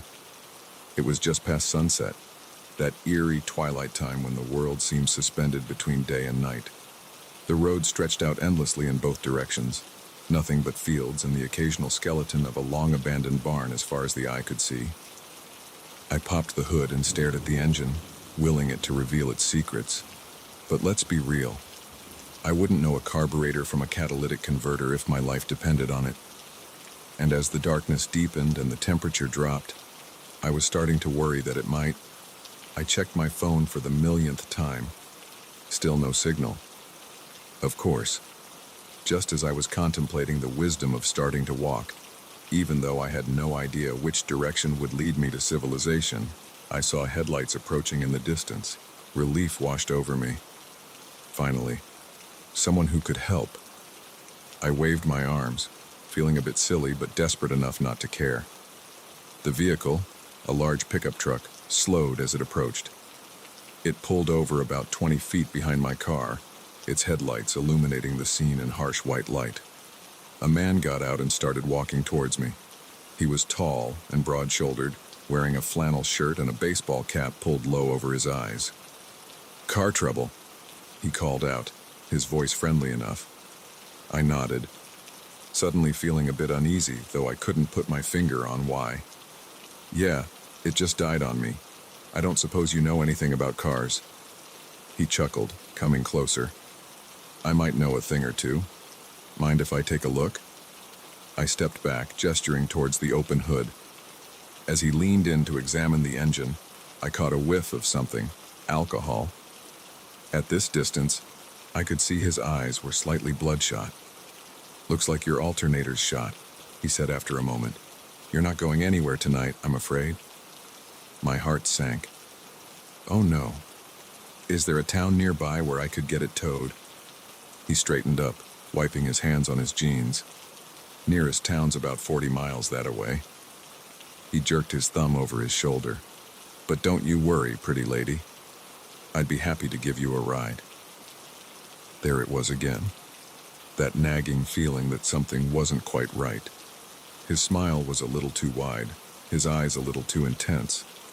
"Oh, that's very kind of you," I said, stalling for time. "But I wouldn't want to impose. Maybe I could just call for a tow truck." "No cell service out here," he said, taking a step closer. "Come on, don't be shy. I don't bite." He grinned, and in the harsh glare of the headlights, it looked more like a leer. I took an involuntary step back. "I appreciate the offer, but I think I'll wait for another car to come by. My boyfriend is expecting me, you see. He'll be worried if I don't show up soon." The man's expression changed, just for a second. A flash of disappointment, anger. It was gone so quickly I thought I might have imagined it. "Boyfriend, huh?" he said, his tone still light, but with an undercurrent of something that made the hairs on the back of my neck stand up. "Well, we wouldn't want to keep him waiting. Are you sure I can't persuade you to accept a ride from old Chuck? It's mighty cold out here." I forced a smile, trying to keep my voice steady. "I'm sure, but thank you. I'll be fine." He stood there for a moment, just looking at me. I fought the urge to shrink back, to run. Something in his gaze made me feel like prey being sized up by a predator. Finally, he shrugged. "Suit yourself. But here, let me at least check if I've got any tools that might help." Before I could protest, he turned and walked back to his truck. I watched, my heart pounding, as he opened the passenger side door and leaned in. That's when I saw it. In the cab of his truck, illuminated by the interior light, was a collection of items that made my blood run cold. Rope, duct tape, what looked like a hunting knife. In that moment, I knew with absolute certainty that if I got into that truck, I would never be seen again. Chuck straightened up, turning back towards me with something in his hand. I didn't wait to see what it was. I ran. I heard him shout behind me, his voice no longer friendly but filled with rage. The sound of heavy footsteps told me he was in pursuit. I ran faster than I ever had in my life, my lungs burning, my legs pumping. But where was I running to? There was nothing out here but fields and darkness. I veered off the road, hoping the uneven terrain would slow him down. I could hear him crashing through the tall grass behind me, getting closer. Just when I thought my legs would give out, I saw it. An old barn, its weathered frame a darker shadow against the night sky. It was my only chance. I put on a final burst of speed, reaching the barn just as I heard Chuck's labored breathing right behind me. I yanked the door open and threw myself inside, slamming it shut and fumbling for a lock, a latch, anything. There was nothing. The old door didn't even fit properly in its frame anymore.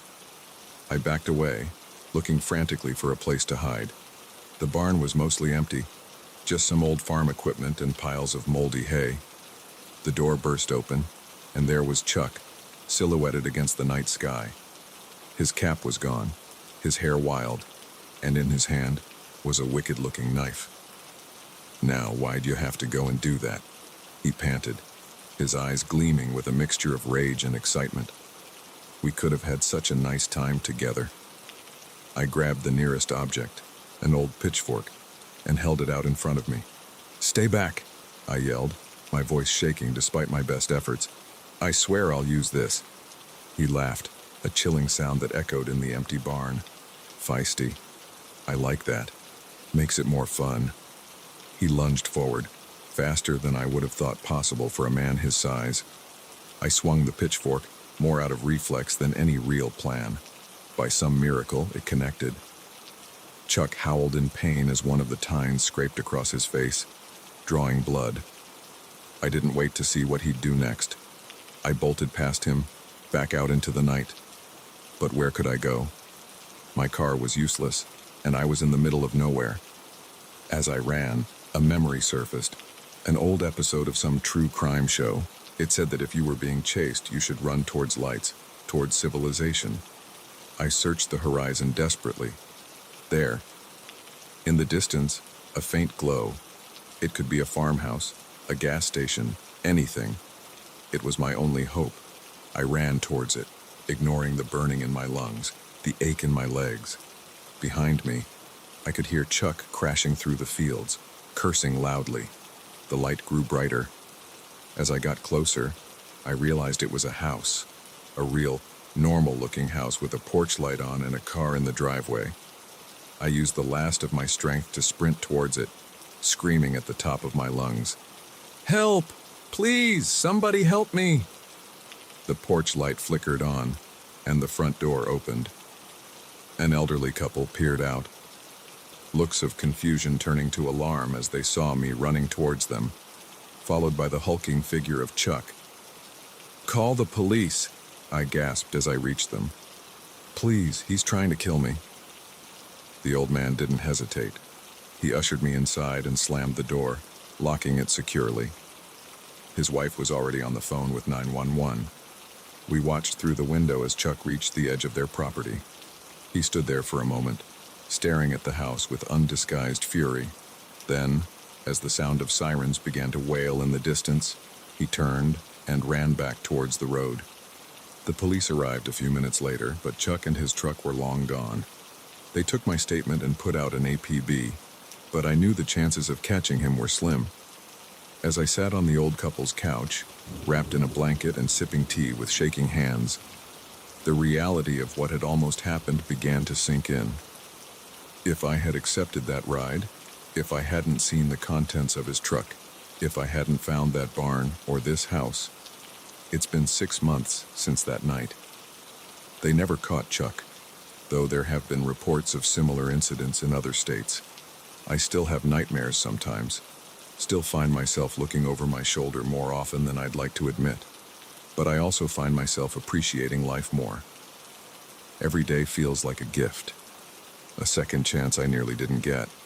I'm more cautious now, yes, but also more aware of the kindness of strangers, real kindness, not the false friendliness of predators. So if you're ever stranded on a dark road and someone stops to help, trust your instincts. If something feels off, it probably is. It's better to be alone than in the wrong company. And remember, sometimes the real heroes aren't the ones who offer a ride, but the ones who open their doors to a stranger in need. Be safe out there. The world can be a dangerous place, but it's also full of good people. The trick is learning to tell the difference.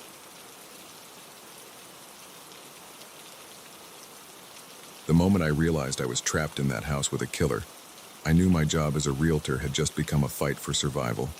What started as a routine open house turned into a nightmare that would haunt me for years to come. My name's Claire, and I've been selling houses for over a decade.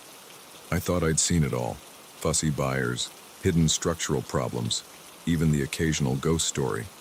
But nothing could have prepared me for what happened that sunny Saturday afternoon in the quiet suburb of Maplewood. The house on Elm Street had been on the market for months. It was a beautiful Victorian, all gabled roofs and intricate woodwork, but it had a bit of a reputation. The previous owners had died there, natural causes, I'd been assured, but it was enough to scare off most buyers. I'd decided to host an open house, hoping to drum up some interest. As I unlocked the front door that morning, I had a feeling it was going to be a long, uneventful day. The first few hours were exactly as I'd expected. A couple of curious neighbors, a young family clearly just browsing, an older gentleman who seemed more interested in the architecture than actually buying. By late afternoon, I was alone in the house, idly scrolling through my phone and thinking about packing up early. That's when he walked in. He was tall and well-dressed, with a charming smile that immediately put me at ease. "Am I too late for the open house?" he asked, glancing at his watch. "Not at all," I replied, Slipping into my professional persona, I was just about to close up, but I'd be happy to show you around. As we toured the house, he asked all the right questions about the foundation, the wiring, the history of the property.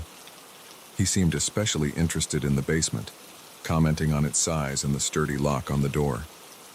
Privacy is very important to me, he explained with a wink. It wasn't until we reached the master bedroom on the second floor that I started to feel uneasy. He stood in the doorway, blocking my exit, his eyes scanning the room with an intensity that sent a shiver down my spine. "This is perfect," he murmured. "Absolutely perfect." I forced a smile, trying to keep my voice steady. "Shall we head back downstairs? I can give you some information about making an offer if you're interested." He turned to me, and the look in his eyes made my blood run cold. The charm was gone, replaced by something predatory, calculating. "Oh, I'm definitely interested," he said, his voice low, "but not in buying the house." My heart started racing. I needed to get out of there, fast. "Well, if you're not looking to buy, I'm afraid I'll have to ask you to leave. I have another appointment soon."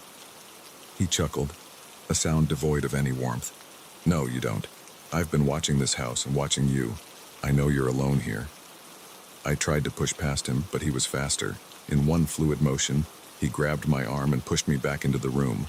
I heard the click of a lock, and my panic surged. "What do you want?" I asked, my voice shaking despite my efforts to stay calm. He smiled, and it was the most terrifying thing I'd ever seen.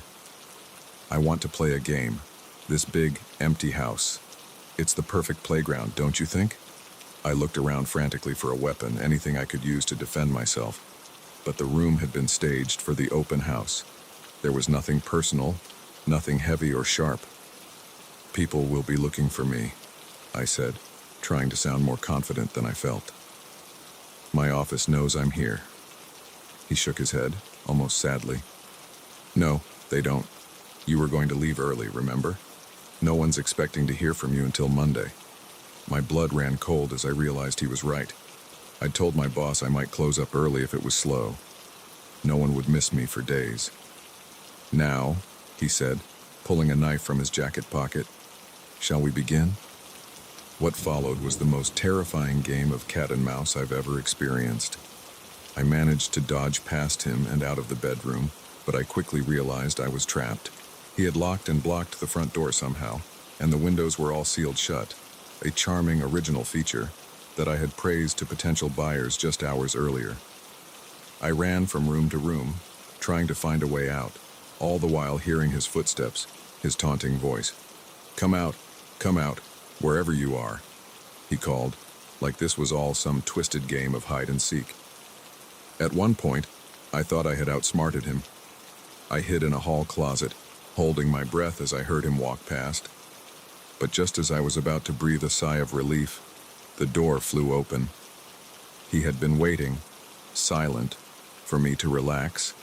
I screamed and shoved past him, my fear giving me strength I didn't know I had. I ran for the stairs, my only thought to get to the second floor, to find a room with a window I could break. I made it to the guest bedroom and slammed the door shut, wedging a chair under the handle. I could hear him coming up the stairs, his footsteps slow and deliberate. He knew I had nowhere to go. With shaking hands, I tried to open the window. It was painted shut, decades of layers sealing it firmly in place. I looked around desperately for something to break the glass. That's when I saw it, an old fireplace poker leaning against the decorative fireplace. I grabbed it just as the door began to splinter under his assault. "You're only making this harder on yourself," he called through the crack in the door. "Why don't you just accept it? No one's coming to save you." But as he finally broke through the door, I was ready. I swung the poker with all my might, connecting squarely with his head. He went down hard, the knife clattering to the floor. I didn't wait to see if he was out cold. I ran past him, down the stairs, my heart pounding so hard I thought it might burst out of my chest. I made it to the front door and yanked on the handle, but it wouldn't budge. I could hear him groaning upstairs, starting to stir.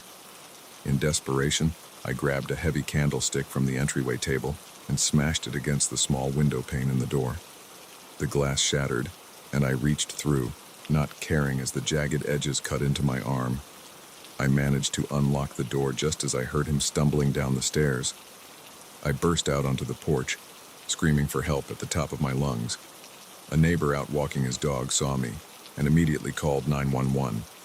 Within minutes, the quiet street was filled with police cars and ambulances. They caught him trying to escape through the backyard. It turned out he was wanted in 3 states for similar attacks. The police found evidence in his car that suggested I wasn't his first target, and I certainly wouldn't have been his last. The aftermath was a blur of hospital visits, police statements, and therapy sessions. I couldn't sleep for weeks, jumping at every sound, seeing his face every time I closed my eyes. It's been 2 years since that day. I don't work in real estate anymore. I couldn't face the thought of being alone in empty houses. But slowly, I'm rebuilding my life. I've become an advocate for realtor safety, speaking at conferences and pushing for better protections for agents working alone. Sometimes I drive past that house on Elm Street. It's occupied now, a young family bringing new life to the old rooms. They don't know what happened there, and I hope they never have to. I often think about how close I came to being another statistic, another mysterious disappearance. If I hadn't found that fireplace poker, if the neighbor hadn't been walking his dog at that exact moment. But I try not to dwell on the what-ifs. Instead, I focus on the lessons I learned. Trust your instincts, always have an escape plan, and never underestimate the strength you have inside you, even in the most terrifying moments. To my fellow realtors out there, please be careful. That charming potential buyer might not be what they seem. Always let someone know where you are. Consider bringing a colleague to open houses.